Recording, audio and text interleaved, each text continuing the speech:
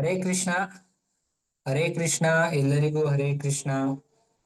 ನಾಲ್ಕನೇ ದಿನದ ಸೆಷನ್ಗೆ ಎಲ್ಲರಿಗೂ ಸ್ವಾಗತ, ಸುಸ್ವಾಗತ. ಆ ಮೊದಲಿಗೆ ಎಲ್ಲರೂ ತಮ್ಮ ಹೆಸರನ್ನ ರೀನೇಮ್ ಮಾಡ್ಕೋಬೇಕು ಅಂತ ಕೇಳ್ಕೊತೀವಿ. ನಿಮ್ಮ ಹೆಸರು ಮತ್ತೆ ನಿಮ್ಮ ಊರು ಅಂತ ರೀನೇಮ್ ಮಾಡ್ಕೊಳ್ಳಿ. ಈ ದಿನದ ನಾಲ್ಕನೇ ದಿನದ ಸೆಷನ್ ಅನ್ನು ಶ್ರೀ ಸುವರ್ಣಗೌರ ಹರಿದಾಸ್ ಪ್ರಭುಗಳು ನಡೆಸಿಕೊಡಲಿದ್ದಾರೆ. ಇವರು ಇಸ್ಕಾನ್ ಯೂತ್ ಫಾರ್ಮ್ ಬೆಂಗಳೂರು ಇದರ ಡೈರೆಕ್ಟರ್. ಶ್ರೀ ಪ್ರಭುಗಳು PE in electronic and communication RV college of engineering ಅಲ್ಲಿ ಪದವಿ ಪಡೆದಿರುತ್ತಾರೆ. ಇವರು IBM ನಲ್ಲಿ ಅಸೋಸಿಯೇಟ್ ಸಾಫ್ಟ್ವೇರ್ ಆಗಿ 4 ವರ್ಷ ಕೆಲಸ ಮಾಡಿ ಈಗ ಸಂಪೂರ್ಣವಾಗಿ ಇಸ್ಕಾನ್ ನಲ್ಲಿ ನಮ್ಮನ್ನು ತೊಡಗಿಸಿಕೊಂಡಿರುತ್ತಾರೆ. ಎಲ್ಲರೂ ಶ್ರದ್ಧೆಯಿಂದ ವಿಡಿಯೋನ ಆನ್ ಮಾಡಿಕೊಂಡು ಈ ದಿನದ ಸೆಷನ್ಗೆ ಭಾಗವಹಿಸೋಣ ಅಂತ ತಮ್ಮೆಲ್ಲರಿಗೂ ಕೇಳಿಕೊಳ್ಳುತ್ತೇನೆ. ಎಲ್ಲರೂ ಪೆನ್ನು ಪೇಪರ್ ತಗೊಂಡು ಈ ಸೆಷನ್ ಮಧ್ಯದಲ್ಲಿ ನಿಮ್ಗೆ ಏನೇ ಡೌಟ್ಸ್ ಬಂದ್ರು ಅದನ್ನ ಬರ್ಕೊಂಡು ಸೆಷನ್ ಕೊನೆಯಲ್ಲಿ ಪ್ರಭುಜಿನ ಕೇಳಿ ನಿಮ್ಮ ಡೌಟ್ಸ್ ನ ಪರಿಹರಿಸ್ಕೊಳ್ಳಿ ಅಂತ ಕೇಳ್ಕೊತೀನಿ. ಮತ್ತೊಮ್ಮೆ ಎಲ್ಲರಿಗೂ ಸ್ವಾಗತವನ್ನು ಕೋರ್ತಾ ಪ್ರಭುಗಳಿಗೂ ಸ್ವಾಗತವನ್ನು ಕೋರ್ತಾ ಈ ದಿನದ ಸೆಷನ್ ಅನ್ನು ಸ್ಟಾರ್ಟ್ ಮಾಡೋಣ. ಹರೇ ಕೃಷ್ಣ. ಜೈ ಶ್ರೀಲ ಪ್ರಭುಪಾದ್. ಹರೇ ಕೃಷ್ಣ ಪ್ರಭು. ಸ್ವಾಗತ ಪ್ರಭು. Hare Krishna. So will start ಮಾಡೋಣ. ಎಸ್ ಪ್ರಭು. ಓಂ ಜ್ಞಾನತಿಮಿರಾಂಧಸ್ಯ ಜ್ಞಾನಾಂಜನಶಲಾಕಯ ಚಕ್ಷುರುನ್ಮೀಲಿತಂ ಯೇನ ತಸ್ಮೈ ಶ್ರೀ ಗುರುವೇ ನಮಃ. ನಮೋ ವಿಷ್ಣುಪಾದಾಯ ಕೃಷ್ಣಪ್ರೇಷ್ಠಾಯ ಭೂತಲೆ ಶ್ರೀಮತೆ ಭಕ್ತಿ ವೇದಾಂತ ಸ್ವಾಮಿನಿತಿ ನಾಮಿನಿ. ನಮಸ್ತೆ ಸಾರಸ್ವತೆ ದೇವೆ ಗೌರವಾಣಿ ಪ್ರಚಾರಿಣಿ ನಿರ್ವಿಶೇಷ ಶೂನ್ಯವಾದಿ ಪಾಶ್ಚಾತ್ಯ ದೇಶತಾರಿಣಿ. ವಾಂಛಾಕಲ್ಪತರುಭ್ಯಶ್ಚ ಕೃಪಾ ಸಿಂಧುಭ್ಯ ಏವ ಚ ಪತಿತಾನಾಂ ಪಾವನೇಭ್ಯೋ ವೈಷ್ಣವೇಭ್ಯೋ ನಮೋ ನಮಃ. ಜಯ ಶ್ರೀ ಕೃಷ್ಣ ಚೈತನ್ಯ ಪ್ರಭು ನಿತ್ಯಾನಂದ ಶ್ರೀ ಅದ್ವೈತ ಗದಾಧರ ಶ್ರೀವಾಸಾದಿ ಗೌರಭಕ್ತ ವೃಂದ. ಹರೇ ಕೃಷ್ಣ ಕೃಷ್ಣ ಕೃಷ್ಣ ಹರಿ ಹರಿ, ಹರೇ ರಾಮ ರಾಮ ರಾಮ ಹರಿ ಹರಿ. ಸೊ ಎಲ್ಲರಿಗೂ ಇವತ್ತಿನ ಕ್ಲಾಸಿಗೆ ಸ್ವಾಗತ. ನಾವು ಭಗವದ್ಗೀತೆಯ ಸಾರವನ್ನ 5 ದಿನದಲ್ಲಿ ತಿಳ್ಕೊಳ್ಳೋದಕ್ಕೆ ಪ್ರಯತ್ನ ಪಡ್ತಾ ಇದೀವಿ. ಇವತ್ತು 4ನೇ ದಿನ. ಇವತ್ತು ನಾವು ಭಗವದ್ಗೀತೆಯ ಇನ್ನೊಂದು ಮುಖ್ಯ ವಿಷಯದ ಬಗ್ಗೆ ಚರ್ಚೆ ಮಾಡೋಣ.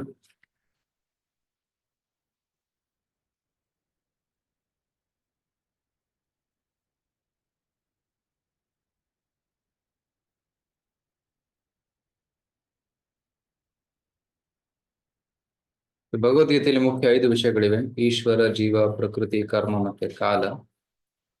ಸೊ ನಾವು ಪ್ರಥಮ 3 ದಿನಗಳಲ್ಲಿ ಜೀವ, ಕರ್ಮ ಮತ್ತೆ ಪ್ರಕೃತಿಯ ವಿಷಯಗಳ ಕುರಿತಾಗಿ ಸಂಕ್ಷಿಪ್ತವಾಗಿ ಚರ್ಚೆಯನ್ನ ಮಾಡಿದ್ದೇವೆ. ಆತ್ಮ ಅಂದ್ರೇನು, ಪುನರ್ಜನ್ಮ ಅಂದ್ರೇನು, ಯಾವ ಆಧಾರದ ಮೇಲೆ ನಮಗೆ ಮುಂದಿನ ಜನ್ಮ ಸಿಕ್ಕುತ್ತೆ, ಹೇಗೆ ಕರ್ಮ ಬಂಧನದಿಂದ ಮುಕ್ತಿಯನ್ನು ಪಡೆಯಬಹುದು, ಮತ್ತೆ ಈ ಭೌತಿಕ ಜಗತ್ತು ಅಂದ್ರೇನು, ಭೌತಿಕ ಜಗತ್ತಿನ ಪರಿಚಯ ಏನು, ಭೌತಿಕ ಜಗತ್ತಿನಲ್ಲಿ 4 ದುಃಖಗಳಿವೆ: ಜನ್ಮ, ಮೃತ್ಯು, ಜರ, ವ್ಯಾಧಿ, ಮತ್ತೆ ಅಧಿಭೌತಿಕ, ಅಧಿದೈವಿಕ, ಅಧ್ಯಾತ್ಮಿಕ ಕ್ಲೇಶಗಳಿವೆ. ಸೊ ಈ ಕಾರಣದಿಂದ ನಾವು ದುಃಖಕ್ಕೆ ಈಡಾಗಿದ್ದೇವೆ. ಈ ಜಗತ್ತೇ ದುಃಖಾಲಯ. ಭೌತಿಕ ಪ್ರಕೃತಿಯ ಪರಿಚಯನು ದುಃಖಾಲಯ ಮತ್ತೆ ಅಶಾಶ್ವತ. So it is temporary and it is full of misery. So ಈ ದುಃಖಾಲಯ ಮತ್ತೆ ಅಶಾಶ್ವತವಾದ ಈ ಜಗತ್ತಿನಿಂದ ನಾವು ನಮ್ಮ ವೈಕುಂಠ ಜಗತ್ತಿಗೆ ಹೋಗ್ಬೇಕು. ವೈಕುಂಠ ಅಂದ್ರೆ ಆಧ್ಯಾತ್ಮಿಕ ಜಗತ್ತು. ಮಾಮುಪೇತ್ಯ ಪುನರ್ಜನ್ಮ ದುಃಖಾಲಯಂ ಅಶಾಶ್ವತಂ ನಾಪ್ನುವಂತಿ ಮಹಾತ್ಮಾನಃ ಸಂಸಿದ್ಧಿಂ ಪರಮಾಂ ಗತಃ. ಯಾವಾಗ ನಾವು ವೈಕುಂಠಕ್ಕೆ ಹೋಗ್ತೀವಿ ಅಲ್ಲಿ ನಮಗೆ ಶಾಶ್ವತವಾದ ಆನಂದ, ಸುಖ ಸಿಗುತ್ತೆ ಅಂತ ಕೃಷ್ಣ ಹೇಳ್ತಾನೆ. ಸೊ ಕುಂಠವನ್ನ ಬಿಟ್ಟು ವೈಕುಂಠಕ್ಕೆ ಹೋಗಬೇಕು, ಇದು ನಮ್ಮ ಜೀವನದ ಗುರಿ. ಅಲ್ಲಿದೆ ನಮ್ಮ ಮನೆ, ಇಲ್ಲಿ ಬಂದೆ ಸುಮ್ಮನೆ ಅನ್ನೋದನ್ನ ನಾವು ಕೇಳಿದ್ದೀವಿ ನಿನ್ನೆ. ಸೊ ನಮ್ಮ ನಿಜವಾದ ಮನೆಗೆ ಹೋಗೋದಕ್ಕೆ ನಾವು ಸಿದ್ಧರಾಗೋಣ. ಸೊ ಇವತ್ತು ನಾವು ಭಗವಂತನ ಬಗ್ಗೆ ಸ್ವಲ್ಪ ತಿಳ್ಕೊಳ್ಳೋಣ. ಇವತ್ತಿನ ವಿಷಯ ಈಶ್ವರ. ರೈಟ್? ಈಶ್ವರ. ಈಶ ಅಂದ್ರೆ ನಿಯಂತ್ರಕ, ಕಂಟ್ರೋಲರ್ ಅಂತ ಇಂಗ್ಲಿಷ್ ಅಲ್ಲಿ ಕರೀತಾರೆ. ಈಶ ಅಂದ್ರೆ ಅವನು ಕಂಟ್ರೋಲ್ಸ್. ಈಶಾವಾಸ್ಯಮಿದಂ ಸರ್ವಂ, ಎಲ್ಲವನ್ನ ತನ್ನ ವಶದಲ್ಲಿ ಇಟ್ಟುಕೊಂಡವನೇ ಈಶಾವಾಸ್ಯಂ, ಈಶ.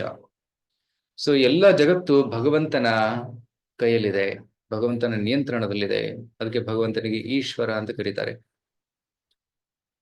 ನಮ್ಮಲ್ಲೂ ಕೂಡ ನಿಯಂತ್ರಕ ಶಕ್ತಿ ಇದೆ. ನಾನು ಒಂದು ಕಂಪನಿ ಓಡಿಸ್ಬೋದು, ನಾನು ಕಾರ್ ಓಡಿಸ್ಬೋದು, ವಿಮಾನ ಓಡಿಸ್ಬೋದು, ರೈಟ್? ನಿಯಂತ್ರಣ ಶಕ್ತಿ ನಮ್ಮಲ್ಲೂ ಕೂಡ ಇದೆ. ಆದ್ರೆ ಭಗವಂತನಲ್ಲಿ ಅಮಿತ ನಿಯಂತ್ರಣ ಶಕ್ತಿ ಇದೆ, ಅನ್ಲಿಮಿಟೆಡ್ಲಿ ಪವರ್ಫುಲ್. ಅದಕ್ಕೆ ಭಗವಂತನಿಗೆ ಪರಮ ಈಶ್ವರ ಅಂತ ಕರೀತಾರೆ. ನಾವೆಲ್ಲರೂ ಚಿಕ್ಕ ಚಿಕ್ಕ ಪುಟ್ಟ ಈಶ್ವರರು, ಆದ್ರೆ ಭಗವಂತ ಪರಮ ಈಶ್ವರ, ಸುಪ್ರೀಂಲಿ ಪವರ್ಫುಲ್. ಅಂತಹ ಪರಮ ಈಶ್ವರನಿಗೆ ನಾವು ಶರಣಾಗಬೇಕು. ಭಗವದ್ಗೀತೆಯಲ್ಲಿ ಕೃಷ್ಣ ಹೇಳ್ತಾನೆ, ನಾನು ಮಹೇಶ್ವರ ಅಂತ. ಭೋಕ್ತಾರಾಮ್ ಯಜ್ಞ ತಪಸಾಂ ಸರ್ವಲೋಕ ಮಹೇಶ್ವರಂ. ಕೃಷ್ಣ ಹೇಳ್ತಾನೆ, ನಾನು ಎಲ್ಲ ಯಜ್ಞಗಳ ಭೋಕ್ತ, ನಾನು ಎಲ್ಲ ಗ್ರಹಗಳ ಈಶ್ವರ, ಮಹೇಶ್ವರ, ಸರ್ವಲೋಕ ಮಹೇಶ್ವರ. ಸುಹೃದಂ ಸರ್ವಭೂತಾನಾಂ, ಮತ್ತೆ ನಾನು ಎಲ್ಲರ ಹಿತೈಷಿ. ಜ್ಞಾತ್ವಾ ಮಾಂ ಶಾಂತಿ ರಚ್ಚತಿ. ಯಾರು ಇದನ್ನ ತಿಳ್ಕೊಂಡಿದ್ದಾರೋ ಅವರು ಶಾಶ್ವತವಾದ ಶಾಂತಿಯನ್ನ ಪಡೆದುಕೊಳ್ತಾರೆ ಅಂತ ಕೃಷ್ಣ ಹೇಳ್ತಾನೆ. ಅದಕ್ಕೆ ನಾವು ಈಶ್ವರನ ಬಗ್ಗೆ ತಿಳ್ಕೋಬೇಕು. Okay, let's go into the topic. So ಈಶ್ವರನ ಬಗ್ಗೆ, ಕೃಷ್ಣನ ಬಗ್ಗೆ ತಿಳ್ಕೊಳ್ಳೋ ಮುಂಚೆ ನಾವು ಫಸ್ಟ್ ದೇವರು ನಿಜವಾಗಿಯೂ ಅಸ್ತಿತ್ವದಲ್ಲಿದ್ದಾನೇ ಅಂತ ಕೆಲವರು ಪ್ರಶ್ನೆ ಮಾಡ್ತಾರೆ. ಸೊ ಈ ಪ್ರಶ್ನೆ ಬಗ್ಗೆ ಸ್ವಲ್ಪ ಚರ್ಚೆ ಮಾಡೋಣ. ದೇವರು ನಿಜವಾಗ್ಲೂ ಇದ್ದಾನೆಯೋ ಅಥವಾ ಇಲ್ಲವೋ? ನಾಸ್ತಿಕರಿಗೋಸ್ಕರ ಇದು. ಓಕೆ, ಸೊ ಇಲ್ಲಿ ತಾವು ಸುಮಾರು ಜನ ಇಲ್ಲಿ ಬಂದಿದ್ದೀರಾ, ಭಗವದ್ಗೀತೆ ಕೇಳಕ್ ಬಂದಿದ್ದೀರಾ. ನಿಮಗೆಲ್ಲ ಈ ಪ್ರಶ್ನೆ ಕೇಳ್ಬಾರ್ದು, ಆದ್ರೂ ಕೇಳ್ತೀನಿ. ತಮ್ಮಲ್ಲಿ ಎಷ್ಟು ಜನರಿಗೆ ಭಗವಂತನ ಮೇಲೆ ವಿಶ್ವಾಸ ಇದೆ? ದೇವರಿದ್ದಾನೆ, ಭಗವಂತ ಇದ್ದಾನೆ, ನಾವು ಅವನನ್ನ ತಿಳ್ಕೋಬೇಕು, ಅವರಿಗೆ ಶರಣಾಗ್ಬೇಕು ಅಂತ ಎಷ್ಟು ಜನರಿಗೆ ವಿಶ್ವಾಸ ಇದೆ? ನನಗಿದೆ. ಇದೆಯಾ? ಓಕೆ, ನೀವು ಹ್ಯಾಂಡ್ ರೈಸ್ ಮಾಡಿ, ಡಿಜಿಟಲಿ ಹ್ಯಾಂಡ್ ರೈಸ್ ಮಾಡಿ. ಎಲ್ಲರೂ ಮಾತಾಡಕ್ಕೆ ಅವಕಾಶ ಸಿಗೋದಿಲ್ಲ. ಅಥವಾ ಒಂದು ಪೋಲ್ ಮಾಡ್ಬೋದು. ನಮಗೂ ಇದೆ. ತುಂಬಾ ಜನರಿಗೆ ವಿಶ್ವಾಸ ಇದೆ. ಓಕೆ, ನಮ್ಗೂ ಇದೆ ಪ್ರಭುಜಿ. ಓಕೆ, ಸೊ ತುಂಬಾ ಜನ ಕೈ ಎತ್ತಿದ್ದೀರಾ. So thank you very much. ನಾನು ಫೋನ್ ಮಾಡಕ್ ಹೊರಟಿದ್ದೆ. ಓಕೆ, ಸೊ ಇನ್ನೊಂದು ರೀತಿಗಳು, ಎಷ್ಟು ಜನರಿಗೆ ಡೌಟ್ ಇದೆ ಭಗವಂತ ಇದಾನೋ ಇಲ್ಲೋ ಅಂತ ಡೌಟ್ ಆಗ್ತಾ ಇದೆ? ಎಲ್ಲ ಹ್ಯಾಂಡ್ರಸ್, ನಮ್ಮ ವಾಲಂಟಿಯರ್ಸ್ ಹ್ಯಾಂಡ್ರಸ್ ಕಮ್ಮಿ ಡೌನ್ ಮಾಡ್ಬೋದು.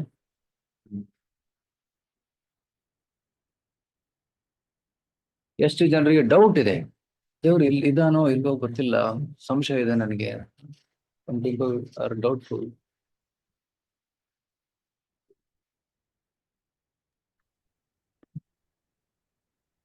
ಸ್ವಲ್ಪ ಜನ ಕೇಳ್ತಿದ್ದಾರೆ ಡೌಟ್ಫುಲ್ ಅಂತ. Okay, that also good.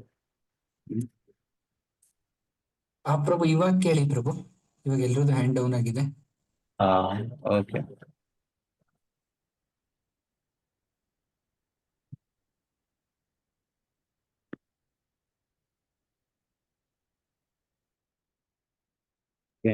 ಒಂದು ನಿಮಿಷ, ಇಲ್ಲಿ ಪೋಲ್ ಹಾಕ್ತಾ ಇದ್ದೀನಿ.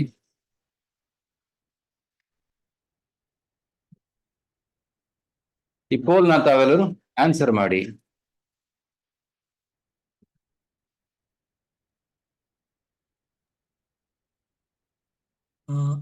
ಬಂದಿಲ್ಲ ಪ್ರಭು ಪೋಲು. ಪೋಲ್ ಬಂದಿಲ್ವಾ? ಇಲ್ಲ ಇಲ್ಲ ಪ್ರಭು. ಓಕೆ, ಮೋಸ್ಟ್ಲಿ ಈಗ ಬರುತ್ತೆ ನೋಡಿ. ಸರಿ ಸರಿ, ಎಸ್ ಪ್ರಭು, ಬಂದಿದೆ.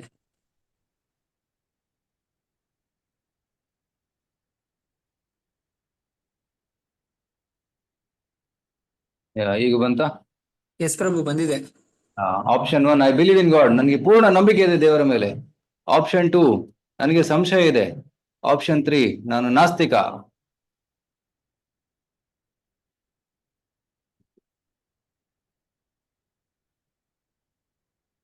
ತುಂಬಾ ಜನ ವೋಟ್ ಮಾಡ್ತಾ ಇದ್ದೀರಾ, ಟಕ ಟಕ ಟಕ ಟಕ ವೋಟ್.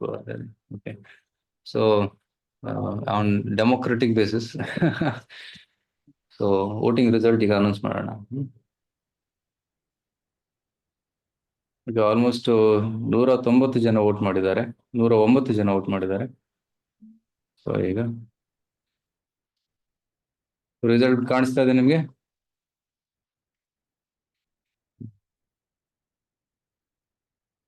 ಸೊ 105 ಜನರಿಗೆ ಪೂರ್ಣ ಶ್ರದ್ಧೆ ಇದೆ ದೇವರ ಮೇಲೆ, 3 ಜನರಿಗೆ ಸ್ವಲ್ಪ ಸಂಶಯ ಇದೆ. ಒಬ್ಬರಿಗೆ ವಿಶ್ವಾಸನೇ ಇಲ್ಲ ದೇವರ ಬಗ್ಗೆ. ಇದು ಪೋಲಿಂಗ್ ರಿಸಲ್ಟ್.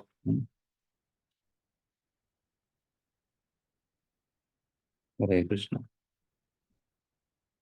ಈ ಒಂದು ಸೆಷನ್ ಎಲ್ಲರಿಗೋಸ್ಕರ ಇದೆ. ಯಾರಿಗೆ ವಿಶ್ವಾಸ ಇದೆ, ಯಾರಿಗೆ ಸಂಶಯವಿದೆ, ಅದು ಯಾರಿಗೂ ವಿಶ್ವಾಸ ಇಲ್ಲವೇ ಇಲ್ಲ, ಎಲ್ಲರೂ ಈ ಸೆಷನ್ ಕೇಳಬೇಕು. ಯಾಕೆಂದ್ರೆ ಶ್ರದ್ಧೆ ಇರುವವರಿಗೆ ಇನ್ನಿಷ್ಟು ಶ್ರದ್ಧೆ ಬೆಳೆಯುತ್ತೆ. ಯಾರಿಗೆ ಸಂಶಯ ಇದೆ ಅವರ ಸಂಶಯ ದೂರವಾಗುತ್ತೆ.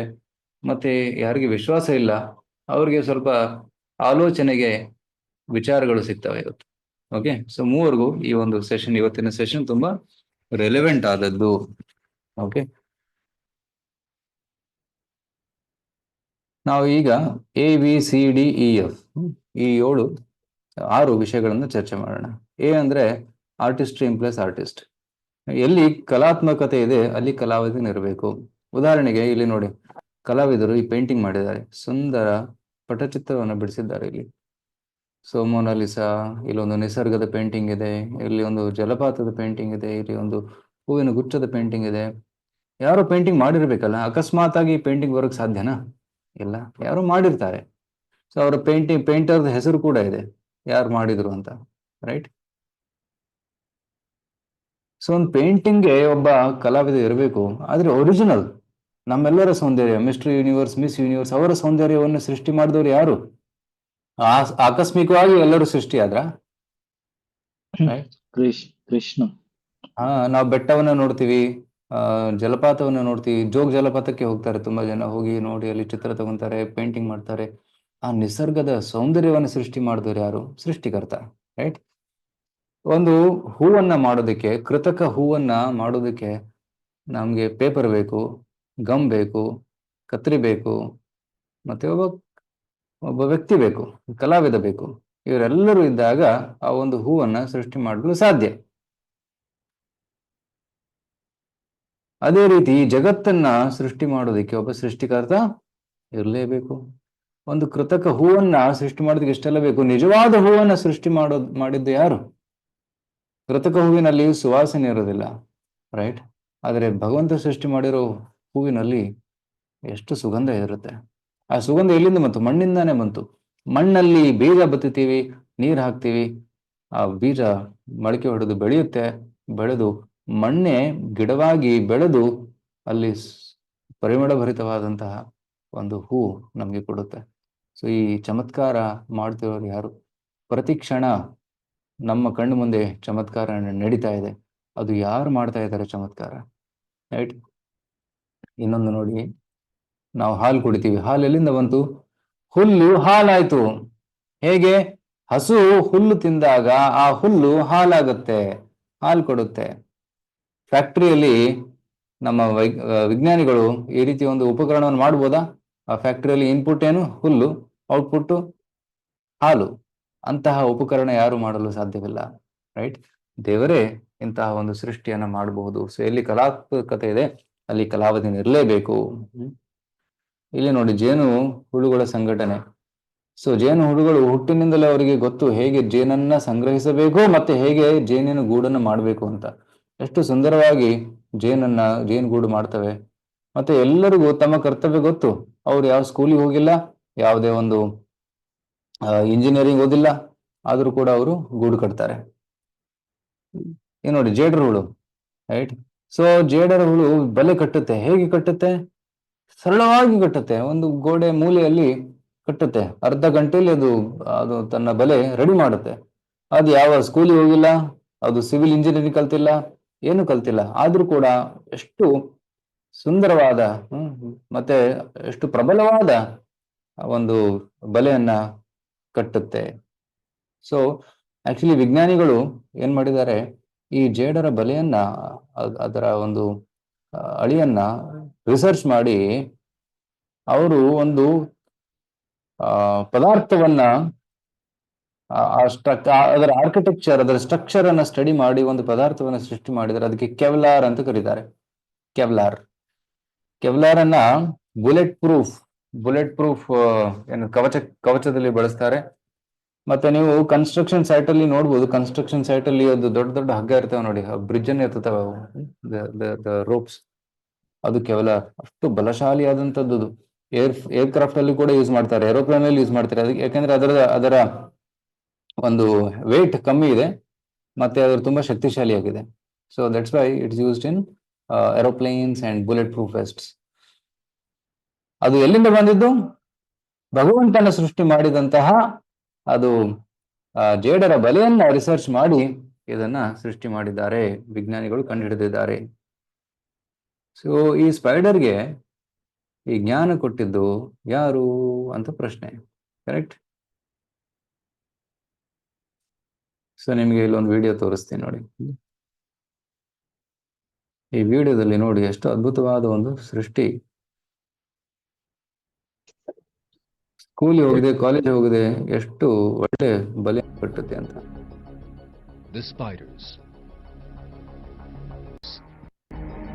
weigh no more than 1 kilogram. 1 kg ಜೇಡರ ಬಲೆ ಇಡೀ ಪೃಥ್ವಿಯನ್ನ ಸುತ್ತಬಹುದು. All spiders produce threads with different properties, and these threads can be restored to their original states. A spider can easily turn a damaged web back into silk again. For example, the spider, Diadematos, uses the secretion glands in its abdomen to produce 7 different types of thread. ಅದು ಬಲೆ ಕಟ್ಟುತ್ತೆ ಮತ್ತೆ ಬಲೆಯನ್ನ ತಿಂದು ನುಂಗು ಬಿಡುತ್ತೆ, ಮತ್ತೆ ಸೃಷ್ಟಿ ಮಾಡುತ್ತೆ. ಅಂತಹ ಒಂದು ಶಕ್ತಿ ಇದೆ. The DuPont company, the world's largest manufacturer of DuPont chemical company research substances, ಮಾಡಿ initiated a ಕೇವಲ major ಅದನ್ನ ಸೃಷ್ಟಿ research ಮಾಡಿದೆ. study to examine spider thread.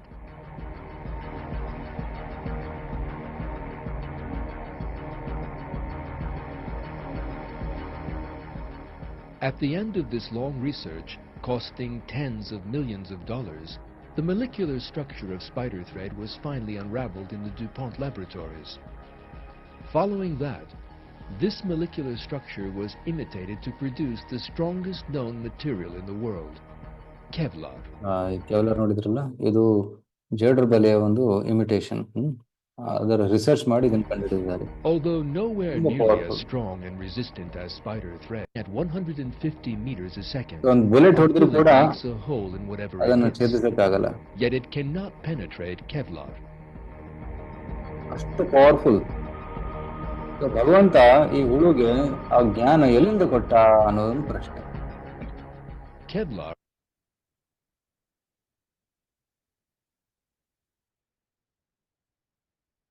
So ಈ ಒಂದು ಜ್ಞಾನವನ್ನು ಭಗವಂತನೇ ಕೊಟ್ಟಿರೋದು. ಸೊ ಎಲ್ಲಿ ಒಳ್ಳೆ ಸುಂದರ ಸಂಸ್ಥೆ ಇದೆ ಅಲ್ಲಿ ಸಂಘಟಕ ಇರಲೇಬೇಕು.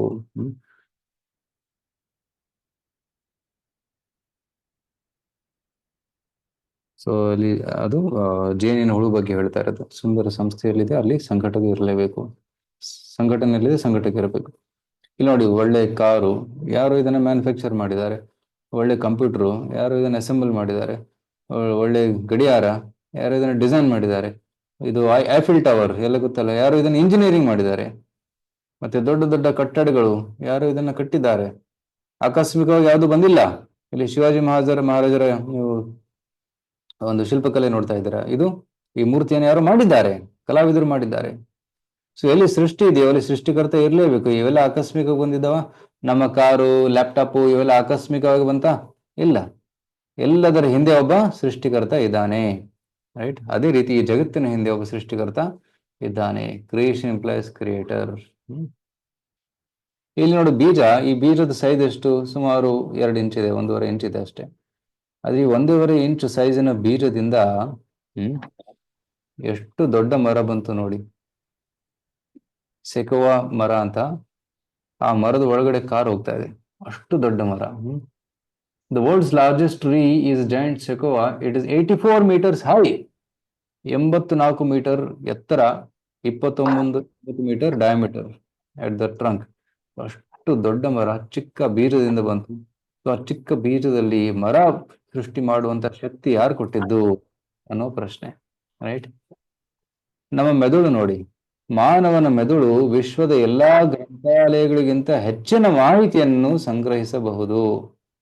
ಓಕೆ, ಅಷ್ಟು ಪವರ್ಫುಲ್ ಆಗಿದೆ ನಮ್ಮ ಮೆದುಳು. ಈಗ ನಮ್ಮ ಹತ್ರ ಎಲೆಕ್ಟ್ರಾನಿಕ್ ಚಿಪ್ ಬರ್ತಾರೆ, 128 GB, 512 GB ಚಿಪ್ಪಲ್ಲಿ ಎಷ್ಟು ಇನ್ಫಾರ್ಮೇಶನ್ ಸ್ಟೋರ್ ಮಾಡ್ಬೋದು. ಆದ್ರೆ ಭಗವಂತ ಆಲ್ರೆಡಿ ನಮಗೆ ತಲೆ ಕೊಟ್ಟಿದ್ದಾನೆ. ಈ ತಲೆಯಲ್ಲಿ ಇಡೀ ವಿಶ್ವದ ಎಲ್ಲಾ ಗ್ರಂಥಾಲಯದ ಪುಸ್ತಕಗಳ ಇನ್ಫಾರ್ಮೇಶನ್ ಸ್ಟೋರ್ ಮಾಡುವುದು ಅಷ್ಟು ಕೆಪಾಸಿಟಿ ಇದೆ. ಆದ್ರೆ ನಾವು ಅದನ್ನ ಬಳಸ್ತಾ ಇಲ್ಲ. ವೇಸ್ಟ್ ಮಾಡ್ತಾ ಇದೀವಿ ನಮ್ಮ ಮೆದುಳಿನ ಶಕ್ತಿಯನ್ನ. ಇಲ್ಲಿ ನೋಡಿ DNA RNA. DNA RNA ಯಾರು ಸೃಷ್ಟಿ ಮಾಡಿದ್ರು? ಭಗವಂತನೇ ಸೃಷ್ಟಿ ಮಾಡಿದ್ರು. ATGC 4 molecules. ಈ 4 ಮಾಲಿಕ್ಯೂಲ್ಸ್ ಇಂದ ನಮ್ಮ ಇಡೀ ಜೀವನವನ್ನ ನಮ್ಮ ನಮ್ಮ ದೇಹದಲ್ಲಿ ಯಾವ್ಯಾವ ಕಾಯಿಲೆ ಬರ್ಬೋದು, ನಾವು ಹೇಗೆ ಇರ್ತೀವಿ ಅನ್ನೋದು ಎಲ್ಲ ಇದರಲ್ಲಿ ಕೋಡ್ ಆಗಿದೆ. ಸೊ ಈ DNA ನ ಸೃಷ್ಟಿ ಮಾಡಿದವರು ಯಾರು ಅಂತ ಪ್ರಶ್ನೆ, right? Self replicating. DNA RNA self replicate ಆಗ್ತಾ ಇರುತ್ತೆ. ಇನ್ನೊಂದು ಹೊಸ ಸೆಲ್ ಬರುತ್ತೆ, ಹಳೆ ಸೆಲ್ ಸತ್ತೋಗುತ್ತೆ, ಹೊಸ ಸೆಲ್ ಬರುತ್ತೆ. ಯಾರು ಸೃಷ್ಟಿ ಮಾಡಿದ್ದು? ಇದು ಭಗವಂತನ ಸೃಷ್ಟಿ. ಮತ್ತೆ ನೋಡಿ ಇಲ್ಲಿ ಕ್ರಿಟಿಕಲ್ ಪ್ಯಾರಾಮೀಟರ್ಸ್. ಸೊ ಈಗ ನಮ್ಮ ISRO scientist, DRDO scientist, especially ISRO scientist ಅವರು ಚಂದ್ರಯಾನ, ಮತ್ತೆ ಆಕಾಶಯಾನ, ಆದಿತ್ಯಯಾನ ಅಂತ ಹಲವಾರು ರಿಸರ್ಚ್ ಸ್ಯಾಟಲೈಟ್ ಗಳನ್ನ ಕಳಿಸ್ತಾ ಇದ್ದಾರೆ. ಸೊ ಒಂದು ಸ್ಯಾಟಲೈಟ್ ಅನ್ನ ಮೇಲೆ ಕಳಿಸೋದಿಕ್ಕೆ ಎಷ್ಟು ಪ್ಯಾರಾಮೀಟರ್ಸ್ ಬೇಕು, ಎಷ್ಟು ಇಂಜಿನಿಯರ್ಸ್ ಬೇಕು, ರೈಟ್? ಸೊ ಅದರ ದೃಷ್ಟಿಕೋನ, ಅದರ ಸ್ಪಿನ್, ಅದರ ವೇಗ, ತಿದ್ದುಪಡಿಗಳು, ಕಾಸ್ಮಿಕ್ ರೇಡಿಯೇಷನ್, ಶಾಖದ ಹರಡುವಿಕೆ, so many parameters have to be considered. ಅದಕ್ಕೋಸ್ಕರ ಎಷ್ಟೊಂದು ಜನ ಕೂತ್ಕೊಂಡು ರಿಸರ್ಚ್ ಮಾಡ್ತಾ ಇದ್ದಾರೆ. ಆದ್ರೆ ಭೂಮಿ ನೋಡಿ, 6 × 10⁻21 ಮೆಟ್ರಿಕ್ ಟನ್ ಅಷ್ಟು ಭಾರ ಭೂಮಿದು. ಆದ್ರೆ ಭೂಮಿ ಸೂರ್ಯನ ಸುತ್ತಲೂ ಸುತ್ತುತ್ತಾ ಇದೆ, ರೈಟ್? ನಮ್ಮ ಭೂಮಿ ಸುತ್ತಲೂ ಸ್ಯಾಟಲೈಟ್ ಸುತ್ತೋದಕ್ಕೆ ಎಷ್ಟು ಕಷ್ಟಪಡ್ತೀವಿ ನಾವು ಅಲ್ಲಿ ಕಳ್ಸೋದಕ್ಕೆ. ಬಟ್ ಭೂಮಿ ಸೂರ್ಯನ ಸುತ್ತುತ್ತಾ ಇದೆ, ಚಂದ್ರ ಭೂಮಿ ಸುತ್ತುತ್ತಾ ಇದೆ. ಇದನ್ನ ಯಾರು ಕಂಟ್ರೋಲ್ ಮಾಡ್ತಾ ಇದ್ದಾರೆ? ಯಾರು ನಿಯಂತ್ರಕ ಇರ್ಬೇಕು ತಾನೆ, ರೈಟ್? ಇವತ್ತು ನಾವೇನ್ ಡಿಸ್ಕಸ್ ಮಾಡ್ತಾ ಇದೀವಿ? ದೇವ್ರಿದ್ದಾನೆ ಅನ್ನೋ ಪ್ರಶ್ನೆಗೆ ಉತ್ತರ ಡಿಸ್ಕಸ್ ಮಾಡ್ತಾ ಇದೀವಿ. ಸೊ ಇಷ್ಟೆಲ್ಲ ದೊಡ್ಡ ದೊಡ್ಡ ಸ್ಯಾಟಲೈಟ್ ಸೂರ್ಯನ ಸುತ್ತುತ್ತಾ ಇದಾವೆ. ಯಾರು ನಿಯಂತ್ರಣ ಮಾಡ್ತಾ ಇದ್ದಾರೆ, ರೈಟ್? ನಮ್ಮ ಟ್ರಾಫಿಕ್ ಪೊಲೀಸ್ ಅಲ್ಲ, ಭಗವಂತನೇ ನಿಯಂತ್ರಣ ಮಾಡ್ತಾ ಇದ್ದಾನೆ, ರೈಟ್? ಸೊ ಎಲ್ಲಿ ಡಿಸೈನ್ ಇದೆಯೋ ಅಲ್ಲಿ ಡಿಸೈನರ್ ಇರಲೇಬೇಕು. ಎಲ್ಲಿ ವಿನ್ಯಾಸ ಇದೆ ಅಲ್ಲಿ ವಿನ್ಯಾಸಕನು ಇರಲೇಬೇಕು.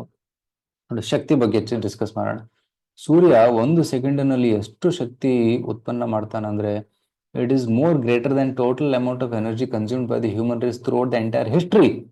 ಸೂರ್ಯ 1 ಸೆಕೆಂಡಲ್ಲಿ ಎಷ್ಟು ಶಕ್ತಿ ಕೊಟ್ಟಿದ್ದಾನೆ ಅಂದ್ರೆ, ಇಡೀ ಸೃಷ್ಟಿ ಪ್ರಾರಂಭದಿಂದ ಇಲ್ಲಿವರೆಗೂ ಮಾನವ ಕುಲ ಎಷ್ಟು ಶಕ್ತಿ ಬಳಸಿದೆ, ರೈಟ್? ಸೊ 1 ಸೆಕೆಂಡ್ ಅಲ್ಲಿ ಕೊಟ್ಟಿರುವಂತ ಶಕ್ತಿ ಅದಕ್ಕೂ ಹೆಚ್ಚು. ಸೊ ಸೂರ್ಯನ ಶಕ್ತಿ ಅಗಾಧ. ಮತ್ತೆ ಸೂರ್ಯನ ಶಕ್ತಿ ಹೇಗೆ ಬರುತ್ತೆ? ವಿಜ್ಞಾನಿಗಳು ಹೇಳ್ತಾರೆ, ನಾನು ಎಲೆಕ್ಟ್ರಾನಿಕ್ಸ್ ಇಂಜಿನಿಯರ್ ಆಗಿದೆ, ಇದೆಲ್ಲ ಓದಿ ಬಂದಿದ್ದೀವಿ. So nuclear fusion.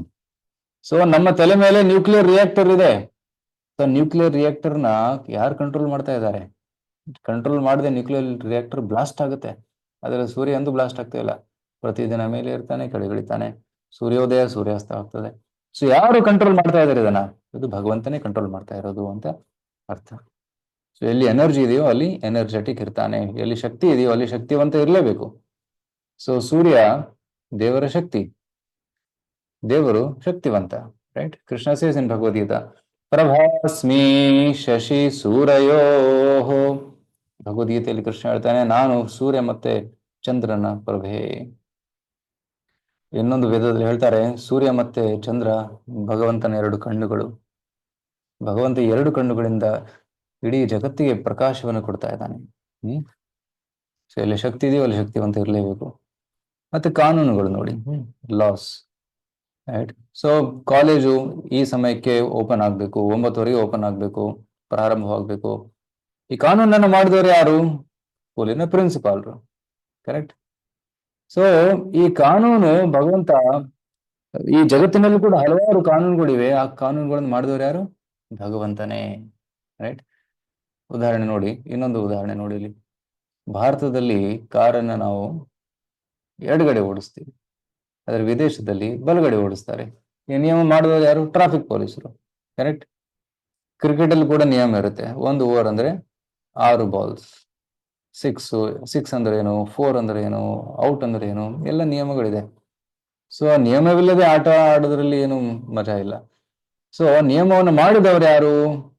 ಆ ಕ್ರಿಕೆಟ್ ಒಂದು ಅಸೋಸಿಯೇಷನ್ ಇದೆ, ICC ಅಂತ, ಅಂತಾರಾಷ್ಟ್ರೀಯ ಕ್ರಿಕೆಟ್ ಮಂಡಳಿ, ಇಂಟರ್ನ್ಯಾಷನಲ್ ಕ್ರಿಕೆಟ್ ಕೌನ್ಸಿಲ್ ಅವ್ರು ಮಾಡಿರ್ತಾರೆ ನಿಯಮ. ಸೊ ಅದೇ ರೀತಿ ನಾವು ಜಗತ್ತಿನಲ್ಲಿ ಹಲವಾರು ನಿಯಮಗಳು ನೋಡಿ. ಇಲ್ಲಿ ಪಿರಿಯಾಡಿಕ್ ಟೇಬಲ್ ನೋಡಿ, ರೈಟ್? ಎಲ್ಲ ಆಟಮ್ಸ್, ಎಲಿಮೆಂಟ್ಸ್ ಅವು ನಿಯಮವನ್ನ ಪಾಲನೆ ಮಾಡ್ತವೆ. Periodic table. ಫಿಸಿಕ್ಸ್ ಅಲ್ಲೂ ಕೂಡ ನಿಯಮಗಳಿವೆ. Physics, Newton's first law, second law, third law of motion ತಾವೆಲ್ಲ ಕೇಳಿರ್ಬೇಕು ಸ್ಟೂಡೆಂಟ್ಸ್, ರೈಟ್? ತಮ್ಮಲ್ಲಿ ಎಷ್ಟು ಜನ ಸ್ಟೂಡೆಂಟ್ಸ್ ಇದ್ದೀರಾ? ಅವರಿಗೆಲ್ಲ ಓದಿರ್ಬೇಕು ತಾನೆ. F is equal to mass into acceleration. So these are all laws of physics. ಈ ನಿಯಮ ನ್ಯೂಟನ್ ನಿಯಮವನ್ನ ಕಂಡು ಹಿಡಿದ. Newton discovered the gravity, right? Newton discovered gravity, but who created gravity? ಅದು ಇಂಪಾರ್ಟೆಂಟ್ ಪ್ರಶ್ನೆ, ರೈಟ್? ವಿಜ್ಞಾನಿಗಳು ನಿಯಮವನ್ನ ಕಂಡು ಹಿಡಿತಾ ಇದ್ದಾರೆ, ಆದ್ರೆ ನಿಯಮವನ್ನ ಸೃಷ್ಟಿ ಮಾಡಿದವರು ಯಾರು ಅದು ಗೊತ್ತಿಲ್ಲ ತಾನೆ. ಸೊ ನಿಯಮವನ್ನ ಸೃಷ್ಟಿ ಮಾಡಿದ್ರು ವಿಜ್ಞಾನಿಗಳಲ್ಲ. So Newton's law of gravitation ಅಂತ ಕರಿತೀವಿ, ಬಟ್ ಆಕ್ಚುಲಿ ಅದು ಭಗವಂತನ gravitational force, Krishna's laws of gravitation discovered by Newton. God's law of relativity discovered by Einstein. ಆ ರೀತಿ ನಾವು ತಿಳ್ಕೋಬೇಕು. ಸೊ ಅದು ವಿಜ್ಞಾನಿಗಳು ಸೃಷ್ಟಿ ಮಾಡಿರೋದಲ್ಲ, ಭಗವಂತನೇ ಸೃಷ್ಟಿ ಮಾಡಿರೋದು. ಸೊ ಆಪ್ಟಿಕ್ಸ್ ಅಲ್ಲಿ ಕೂಡ loss of reflection, refraction, interference, diffraction, thermodynamics, first law, second law, third law of thermodynamics, ಇವೆಲ್ಲ ಇದಾವೆ. ಸೊ ಇದನ್ನೆಲ್ಲ ಸೃಷ್ಟಿ ಮಾಡಿದವರು ಯಾರು? ಭಗವಂತ. ಎಲ್ಲಿ ನಿಯಮವಿದೆಯೋ, ಕಾನೂನು ಇದೆಯೋ, ಅಲ್ಲಿ ಶಾಸಕರು ಅಥವಾ ಕಾನೂನುಕರ್ತ ಇರಲೇಬೇಕು. ಸೊ ಲಾ ಇಂಪ್ಲೈಸ್ ಲಾ ಮೇಕರ್. ಅದೇ ರೀತಿ ಇಲ್ಲಿ ನೋಡಿ, ಕೆಲವರು ಹುಟ್ಟಿನಿಂದಲೇ ಎಷ್ಟು ಸುಂದರವಾಗಿರ್ತಾರೆ, ಕೆಲವರು ಕುರುಕರಾಗಿರ್ತಾರೆ, ಕೆಲವರು ಹುಟ್ಟಿನಿಂದಲೇ ಎಷ್ಟು ಹ್ಯಾಂಡ್ಸಮ್, ರೈಟ್? ಇನ್ನೊಬ್ರು ಅಂಗವಿಕಲರಾಗಿರ್ತಾರೆ, ಇನ್ನು ಹುಟ್ಟಿನಿಂದಲೇ ಕೆಲವರು ತುಂಬಾ ಶ್ರೀಮಂತರು, ಮರೀತಾರೆ ಶ್ರೀಮಂತಿಕೆಯಲ್ಲಿ, ಆದ್ರೆ ಇನ್ನೊಬ್ರು ಬಡವರು. ಒಬ್ಬ ವಿದ್ವಾಂಸನಾಗ್ತಾನೆ, ಓದಿ ಬರೆದು ಡಾಕ್ಟರ್ ಆಗ್ತಾನೆ, ಇನ್ನೊಬ್ರು ಕೂಲಿ. ಸೊ ಈ ರೀತಿ ಭೇದ ಭಾವ ಯಾಕೆ? ಇದನ್ನ ಯಾರು ನಿರ್ಧಾರ ಮಾಡ್ತಾರೆ? ಇವರು ಸುಂದರವಾಗಿರ್ಬೇಕು, ಹುಟ್ಟಿನಿಂದಲೇ ಸುಂದರವಾಗಿರ್ಬೇಕು, ಇವರು ಹುಟ್ಟಿನಿಂದಲೇ ಕುರುಕರಾಗಿರ್ಬೇಕು, ಇವರು ಹುಟ್ಟಿನಿಂದಲೇ ಲೈಕ್ ಯಾರು ಶ್ರೀಮಂತರ ಮನೇಲಿ ಹುಟ್ಟಿದ ತಕ್ಷಣ ಅವರು ಕೋಟ್ಯಾಧೀಶ ಹೇಗಾಗ್ಬೇಕು? ಶ್ರೀಮಂತರ ಮನೇಲಿ ಹುಟ್ಟಿ ಬನ್ನಿ ಅಷ್ಟೇ, ಹುಟ್ಟಿನಿಂದಲೇ ಕೋಟ್ಯಾಧೀಶರಾಗಿ ಬಿಡ್ತೀರಾ? ಆದ್ರೆ ಅಲ್ಲಿ ಹುಟ್ಟಿ ಬರೋದಕ್ಕೆ ವಾಟ್ ಇಸ್ ದ ಕಾಸ್? ಅಂತಹ ಮನೆತನದಲ್ಲಿ ಹುಟ್ಟಿ ಬರೋದಕ್ಕೆ ಏನು ಕಾರಣ ಇರಬೇಕು? ಎಲ್ಲ ಅಕಸ್ಮಾತ್ ಆಗಿ ಯಾವುದೋ ಒಂದು ಮನೇಲಿ ಹುಟ್ಟಿ ಬರ್ತೀವಾ? ರೈಟ್? ಇದಕ್ಕೆ ಒಂದು ಕಾನೂನಿದೆ, ರೈಟ್? ಯಾವುದು ಆಕಸ್ಮಿಕವಾಗಿ ಜಗತ್ತಿನಲ್ಲಿ ನಡೀತಾ ಇಲ್ಲ, ಎಲ್ಲದರ ಹಿಂದೆ ಒಂದು ಕಾನೂನಿದೆ. ಆ ಕಾನೂನು ಯಾವುದು? ಆ ಕಾನೂನಿಗೆ ಏನಂತ ಕರೀತಾರೆ? ಏನ್ ಹೆಸರು ಅದಕ್ಕೆ? ಆ ಕಾನೂನು ಕರ್ಮದ ಕಾನೂನು. ಓಕೆ, ಇವೆಲ್ಲ ಆಕಸ್ಮಿಕವಾಗಲ್ಲ, ಎಲ್ಲದರ ಹಿಂದೆ ಕರ್ಮದ ಕಾನೂನಿದೆ. ಕರ್ಮಣ ದೈವ ನೇತ್ರೇಣ ಜಂತೋರ್ದೇಹೋಪಪತ್ತಯೇ ಸ್ತ್ರೀಯಾ ಪ್ರವಿಷ್ಟ ಉದರಂ ಪುಂಸೋರೇತಃ ಕಣಾಶ್ರಯ. ಶ್ರೀಮದ್ ಭಾಗವತದಲ್ಲಿ ಹೇಳಲಾಗಿದೆ, ಕರ್ಮಣ, ಒಬ್ಬ ಜೀವಾತ್ಮದ ಕರ್ಮದ ಅನುಸಾರ, ದೈವನೇತ್ರೇಣ, ಮತ್ತೆ ದೇವರ ಅನುಮತಿಯಂತೆ, ಜಂತು, ಒಂದು ಜೀವಿಗೆ, ದೇಹ ಉಪಪತ್ತೆಯೇ, ಇನ್ನೊಂದು ಹೊಸ ದೇಹ ದೊರಕುತ್ತದೆ. ಒಂದು ಸ್ತ್ರೀಯ ಗರ್ಭದಲ್ಲಿ ಪ್ರವಿಷ್ಟವಾಗ್ತಾನೆ, ಪುರುಷನ ವೀರ್ಯದಿಂದ ಸ್ತ್ರೀಯ ಗರ್ಭದಲ್ಲಿ ಪ್ರವೇಶವಾಗಿ ಅವನು ಹೊಸ ಜನ್ಮವನ್ನು ತಗೊಂತಾನೆ, ಇದು ಹೇಳಲಾಗಿದೆ. ಸೊ ಭಗವಂತನ ಅನುಮತಿಯಿಂದ ತನ್ನ ಕರ್ಮದ ಅನುಸಾರ ಅವನು ಮತ್ತೆ ಹುಟ್ಟಿ ಬರ್ತಾನೆ. ಸೊ ಇದು ಕರ್ಮದ ಕಾನೂನು, ಯಾವುದೂ ಆಕಸ್ಮಿಕವಲ್ಲ. ಸೊ ನೋಡಿ, ನಾವು ನಮ್ಮ ಜೀವನದಲ್ಲಿ ಕೆಲವೊಂದನ್ನು ಆಯ್ಕೆ ಮಾಡ್ತೀವಿ, ಕೆಲವೊಂದನ್ನು ಆಯ್ಕೆ ಮಾಡೋದಿಲ್ಲ. ಸೊ ಉದಾಹರಣೆಗೆ, ನಾವು ಕೆಲವೊಂದನ್ನು ಆಯ್ಕೆ ಮಾಡೋಕೆ ಆಗೋದಿಲ್ಲ. ನಾವು ಒಂದು ಉದಾಹರಣೆ ಕೊಡ್ತೀವಿ. ಉದಾಹರಣೆಗೆ, ನಾವು ನಮ್ಮ ಫೇಸ್ ಕಟ್ ಅನ್ನು ಆಯ್ಕೆ ಮಾಡೋಕ್ಕಾಗಲ್ಲ. ಹುಟ್ಟಿನಿಂದ ನಮ್ದು ಒಂದು ರೀತಿ ಫೇಸ್ ಕಟ್ ಇರುತ್ತೆ, ಎಲ್ಲರದ್ದು ಬೇರೆ ಬೇರೆ. ಈ ವಿಶ್ವದಲ್ಲಿ ಸುಮಾರು 9 ಬಿಲಿಯನ್, ಅಂದ್ರೆ 700 ಕೋಟಿ ಜನ ಇದ್ದಾರೆ. ಎಲ್ಲರ ಮುಖ ಬೇರೆ ಬೇರೆ ಆಗಿದೆ, ಎಲ್ಲರ ಮುಖ ಒಂದೇ ಇಲ್ಲ, ಎಲ್ಲರೂ ಬೇರೆ ಬೇರೆ ತರ ಕಾಣ್ತಾರೆ. ಅಪರೂಪಕ್ಕೆ ಇಬ್ರು ಒಂದೇ ತರ ಕಾಣ್ಬೋದು, ಆದ್ರೆ mostly all are different. So ನಾವು ನಮ್ಮ ಫೇಸ್ ಕಟ್ ಅನ್ನ ಚೂಸ್ ಮಾಡೋಕ್ಕಾಗಲ್ಲ, ನಾವು ನಮ್ಮ ತಂದೆ ತಾಯಿಯನ್ನು ಚೂಸ್ ಮಾಡೋಕ್ಕಾಗಲ್ಲ, ನಾವು ನಮ್ಮ ಏನಂತಾರೆ ಮೆದುಳು ಶಕ್ತಿಯನ್ನ ಚೂಸ್ ಮಾಡೋಕ್ಕಾಗಲ್ಲ. ನಾವು ಹುಟ್ಟಿನಿಂದ ಒಂದು ರೀತಿ ಹುಟ್ಟಿದೀವಿ, ಅದನ್ನ ಬದಲಾಯಿಸಕ್ಕಾಗಲ್ಲ. ಆದ್ರೆ ಕೆಲವೊಂದನ್ನು ನಾನು ಆಯ್ಕೆ ಮಾಡ್ಬೋದು. ಉದಾಹರಣೆಗೆ ನಾನು ಯಾವ ಸ್ಕೂಲಲ್ಲಿ ಓದಬೇಕು ಅದನ್ನು ಚೂಸ್ ಮಾಡ್ಬೋದು. ನಾನು ಎಂಥ ಕಾರನ್ನು ಖರೀದಿ ಮಾಡಬೇಕು ಅದನ್ನು ಚೂಸ್ ಮಾಡ್ಬೋದು. ಸೊ ಕೆಲವೊಂದು ನಾನು ಆಯ್ಕೆ ಮಾಡ್ಬೋದು, ಕೆಲವೊಂದನ್ನು ನಾನು ಆಯ್ಕೆ ಮಾಡಕ್ಕೆ ಆಗೋದಿಲ್ಲ. ನನಗೆ ಫೋರ್ಸ್ ಮಾಡಿರ್ತಾರೆ, ಅದನ್ನ ಫೋರ್ಸ್ ಆಗಿ ಕೊಟ್ಟಿರ್ತಾರೆ, ಬಲವಂತವಾಗಿ ಕೊಟ್ಟಿರ್ತಾರೆ. ಅದು ಯಾವ ಕಾರಣದಿಂದ? ಕರ್ಮದ ಕಾನೂನಿನ ಕಾರಣದಿಂದ. ನಮ್ಮ ಕರ್ಮದನುಸಾರ ಏನ್ ಬರಬೇಕು ಅದು ಬಂದೇ ಬರುತ್ತೆ. ಸೊ ಅದು ಕರ್ಮದ ಕಾನೂನು. ಸೊ ನಾವು ಈ ಕರ್ಮದ ಕಾನೂನನ್ನ ಚೆನ್ನಾಗಿ ಅರ್ಥ ಮಾಡ್ಕೋಬೇಕು. ಸೊ ಕೃಷ್ಣ ಭಗವದ್ಗೀತೆ ಹೇಳ್ತಾನೆ, ಮತ್ತಃ ಪರತರಂ ನಾಣ್ಯತ್ ಕಿಂಚಿದಸ್ತಿ ಧನಂಜಯ ಮಯಿ ಸರ್ವಂ ಇದಂ ಪ್ರೋತಂ ಸೂತ್ರೇ ಮಣಿಗಣ ಇವ. ಈ ಶ್ಲೋಕದ ಅರ್ಥ ಏನಂದ್ರೆ, ಮತ್ತಃ ಪರತರಂ ನಾಣ್ಯತ್, ನನ್ಗಿಂತಲೂ ಮಿಗಿಲಾದವರು ಯಾರೂ ಇಲ್ಲ, ನಾನೇ ಶ್ರೇಷ್ಠ. ಮತ್ತಃ ಪರತರಂ ನಾಣ್ಯತ್ ಕಿಂಚಿದಸ್ತಿ ಧನಂಜಯ ಮಯಿ ಸರ್ವಂ ಇದಂ ಪ್ರೋತಂ ಸೂತ್ರೇ ಮಣಿಗಣ ಇವ. ಎಲ್ಲ ಜಗತ್ತು ನನ್ನ ಮೇಲೆ ಆಧರಿಸಿದೆ. ಹೇಗೆ? ಸೂತ್ರ. ಜನರು ಸೂತ್ರ ಕಟ್ಕೊಂತಾರೆ, ಕೊರಳಲ್ಲಿ ತುಳಸಿ ಮಾಲೆ, ಅಥವಾ ನನ್ನ ಕೊರಳಲ್ಲಿ ತುಳಸಿ ಮಾಲೆ ಇದೆ. ಸೊ ತುಳಸಿ ಮಾಲೆಯಲ್ಲಿ ಒಂದು ಸೂತ್ರ ಇರುತ್ತೆ, ಸೂತ್ರದ ಮೇಲೆ ಮಣಿಯನ್ನು ಪೋಣಿಸಿರ್ತಾರೆ. ಸೂತ್ರ ಕಾಣೋದಿಲ್ಲ, ಆದ್ರೆ ಮಣಿಗಳು ಕಾಣಿಸ್ತವೆ. ಇದರ ಅರ್ಥ ಏನು? ಇಡೀ ಜಗತ್ತಿನಲ್ಲಿ ಸೃಷ್ಟಿಕರ್ತ ಕೃಷ್ಣ ಕಾಣೋದಿಲ್ಲ, ಕಾಣಿಸೋದಿಲ್ಲ, ಆದರೆ ಸೃಷ್ಟಿ ಕಾಣಿಸ್ತಾ ಇದೆ. ಸೃಷ್ಟಿ ಎಷ್ಟು ನಿಯಮಿತವಾಗಿ ಮತ್ತೆ ಎಷ್ಟು ಚೆನ್ನಾಗಿ ಕೆಲಸ ಮಾಡ್ತಾ ಇದೆ. ಅದರ ಹಿಂದೆ ಯಾರಿದ್ದಾರೆ? ಭಗವಂತನಿದ್ದಾನೆ. ಎಂದು ಭೂಮಿ ಕೆಳಗಡೆ ಬಿದ್ದಿಲ್ಲ, ಬೀಳ್ತಾ ಇಲ್ಲ. ಚಂದ್ರ ಪ್ರಾಪರ್ ಟೈಮಿಗೆ ಉದಯವಾಗ್ತಾನೆ, ಅಸ್ತವಾಗ್ತಾನೆ. ಸೂರ್ಯ ಕೂಡ ಒಂದು ಸರಿಯಾದ ಸಮಯದಲ್ಲಿ ಉದಯವಾಗ್ತಾನೆ, ಅಸ್ತವಾಗ್ತಾನೆ. ಎಷ್ಟು ಕಟ್ಟುನಿಟ್ಟಾಗಿ ಅಂದ್ರೆ 100 ವರ್ಷದ ನಂತರ ಸೂರ್ಯ ಯಾವ ಸಮಯಕ್ಕೆ ಹುಟ್ಟುತ್ತಾನೆ ಅನ್ನೋದನ್ನ ನಾವು ಹೀಗೆ ಹೇಳ್ಬೋದು. ಅಷ್ಟು ಕರೆಕ್ಟ್ ಆಗಿ ನಿಯಂತ್ರಣ ನಡೆದಿದೆ. ಸೊ ಇದರ ಹಿಂದೆ ನಿಯಂತ್ರಕ ಯಾರು? ಭಗವಂತ. ಸೊ ಕೃಷ್ಣ ಹೇಳ್ತಾನೆ, ನಾನು ಈ ಜಗತ್ತಿನ ನಿಯಂತ್ರಕ, ನಾನು ಸೂತ್ರವಿದ್ದಂಗೆ. ನಾನು ಸೂತ್ರ, ಇಡೀ ಜಗತ್ತು ಮಣಿಗಳಿದ್ದ ಹಾಗೆ. ಸೂತ್ರೇ ಮಣಿಗಣ ಇವ ಅಂತ ಕೃಷ್ಣ ಭಗವದ್ಗೀತೆಯಲ್ಲಿ ಹೇಳ್ತಾನೆ. ಹಲವಾರು ಶ್ಲೋಕಗಳಲ್ಲಿ ಕೃಷ್ಣ ಹೇಳ್ತಾ ಇದ್ದಾನೆ, ನಾನು ಸೃಷ್ಟಿಕರ್ತ ಅಂತ.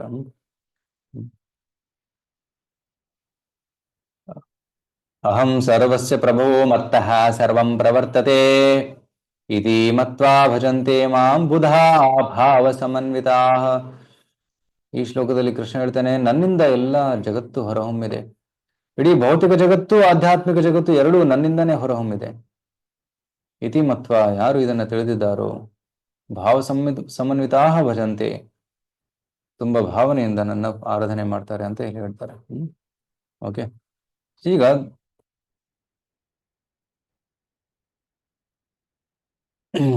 ದೇವರಿದ್ದಾನೆ ಅಂತ ನಾವು ಹಲವಾರು ಕಾರಣಗಳು ಕೊಟ್ಟಿದ್ದೀವಿ. ABCDEF, ಈ 7 ಕಾರಣಗಳಿಂದ ನಾವು ಯೋಚನೆ ಮಾಡಿದ್ರೆ ನಮ್ಗೆ ಗೊತ್ತಾಗುತ್ತೆ. ಓಕೆ, ಯಾರೋ ಸೃಷ್ಟಿಕರ್ತ ಇದ್ದಾನೆ, ಯಾವುದೋ ಶಕ್ತಿ ಇದೆ, ಶಕ್ತಿಮಾನ್ ಇದ್ದಾನೆ, ಶಕ್ತಿವಂತ ಈ ಜಗತ್ತನ್ನ ನಿಯಂತ್ರಿಸ್ತಾ ಇದ್ದಾನೆ ಅನ್ನೋದೊಂದು ಗೊತ್ತಾಗುತ್ತೆ. ಅವ್ರು ಯಾರು? ಅವ್ರನ್ನ ಹೇಗೆ ಕಂಡುಹಿಡಿಯೋದು? ಅವ್ರ ಪರಿಚಯ ಏನು ಅನ್ನೋದು ಮುಂದಿನ ಪ್ರಶ್ನೆ. ದೇವರಿದ್ದಾನೆ, ಓಕೆ, ನಾನು ದೇವರನ್ನ ನೋಡ್ಬೋದಾ ಅನ್ನೋದು ಇನ್ನೊಂದು ಪ್ರಶ್ನೆ.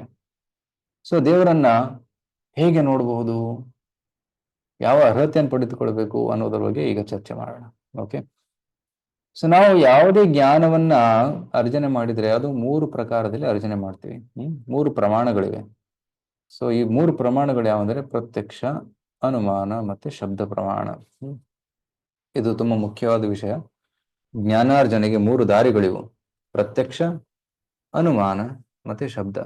ಪ್ರತ್ಯಕ್ಷ ಅಂದ್ರೆ ಕಣ್ಣಿಂದ ನೋಡಿ ತಿಳಿದುಕೊಳ್ಳುವುದು. ನಾನು ನೋಡಿದೆ, ಅದು ಹೀಗಿದೆ, ಇದು ಸತ್ಯ. ಓಕೆ. ಅನುಮಾನ ಅಂದ್ರೆ ಊಹೆ ಮಾಡುವುದು, ಅದು ಹೀಗಿರ್ಬೋದು, ಅದು ಹಾಗಿರ್ಬೋದು ಅಂತ. ಮತ್ತೆ ನೆಕ್ಸ್ಟ್ ಶಬ್ದ ಪ್ರಮಾಣ. ಶಬ್ದ ಪ್ರಮಾಣ ಅಂದ್ರೆ ಒಂದು ಪ್ರಾಮಾಣಿಕ ಗುರುಗಳಿಂದ ಕೇಳುವುದು, ಅದು ಶಬ್ದ ಪ್ರಮಾಣ. ಈ 3ರ ಬಗ್ಗೆ ಇವತ್ತು ಚರ್ಚೆ ಮಾಡೋಣ. ತಮಗೆ ಇಲ್ಲೊಂದು ಪ್ರಶ್ನೆ ಇದೆ. ನಾವು ನೋಡುವುದನ್ನ ನಂಬುತ್ತೇವೆ, ರೈಟ್? ನೋಡಿದ್ದನ್ನು ನಂಬ್ತೇವೆ, ರೈಟ್? ಸೊ ನನ್ನ ಮುಂದೆ ಮೊಬೈಲ್ ಇದೆ, ಲ್ಯಾಪ್ಟಾಪ್ ಇದೆ, ಲ್ಯಾಪ್ಟಾಪ್ ಇದೆ, ರೈಟ್? ನನ್ಗೆ ಯಾರು ಪ್ರೂವ್ ಮಾಡ್ಬೇಕಂತಿಲ್ಲ ನಿನ್ ಮುಂದೆ ಲ್ಯಾಪ್ಟಾಪ್ ಇದೆ ಅಂತ, ಕಾಣಿಸ್ತಾ ಇದೆ, ಪ್ರತ್ಯಕ್ಷ. ಆದ್ರೆ ನಾವು ನೋಡದಿರುವ ಕೆಲವೊಂದು ವಿಷಯಗಳನ್ನು ಸಹ ನಂಬುತ್ತೇವೆ. ನೀವು ಕೆಲವು ಉದಾಹರಣೆಗಳನ್ನು ನೀಡಬಹುದೇ? ಓಕೆ, ಇದು ನಿಮಗೆ ಪ್ರಶ್ನೆ. ನಾವು ನೋಡದಿರುವ ಕೆಲವೊಂದು ವಿಷಯಗಳನ್ನು ಸಹ ನಂಬುತ್ತೇವೆ. We don't see but we believe in that. ಯಾರಾದ್ರೂ ಅಂತ ಉದಾಹರಣೆ ಕೊಡಬಹುದಾ? ನೋಡದೇ ಇರೋ ವಸ್ತು ಬಗ್ಗೆ ನಾವು ನಂಬಿಕೆ ಇಟ್ಟಿದ್ದೇವೆ, ನೋಡಿಲ್ಲ ಅದ್ರ ನಂಬಿಕೆ ಇಟ್ಟಿದ್ದೇವೆ ಅಂತ ಉದಾಹರಣೆಗಳು ಕೊಡ್ಬೋದಾ? Are they able to unmute? Unmute ಮಾಡಿದೆ. ಓಕೆ, ಈಗ ಅನ್ಮ್ಯೂಟ್ ಮಾಡ್ಬೋದು. ಡೈನೋಸಾರ್ಸ್. ಗಾಳಿ ಗಾಳಿ ಪ್ರಭುಜಿ, ಗಾಳಿ. ಗಾಳಿ. ಓಕೆ, ಯಾರು ಹೇಳ್ತಾ ಇದಾರೆ ಗಾಳಿ ಅಂತ? ಗಾಳಿ ಶಾಸ್ತ್ರದಿಂದ ಗಾಳಿ ಕಾಣಿಸೋದಿಲ್ಲ. ಮನಸ್ಸು ಗಾಳಿ ಗಾಳಿ ಗಾಳಿ ಇದೆ, ಕರೆಕ್ಟ್. ಮನಸ್ಸು ಗುರೂಜಿ. ಹಾ, ಮನಸ್ಸು ನಾವು ನೋಡಕ್ಕಾಗಲ್ಲ, ಅದ್ರ ಮನಸ್ಸಿದೆ.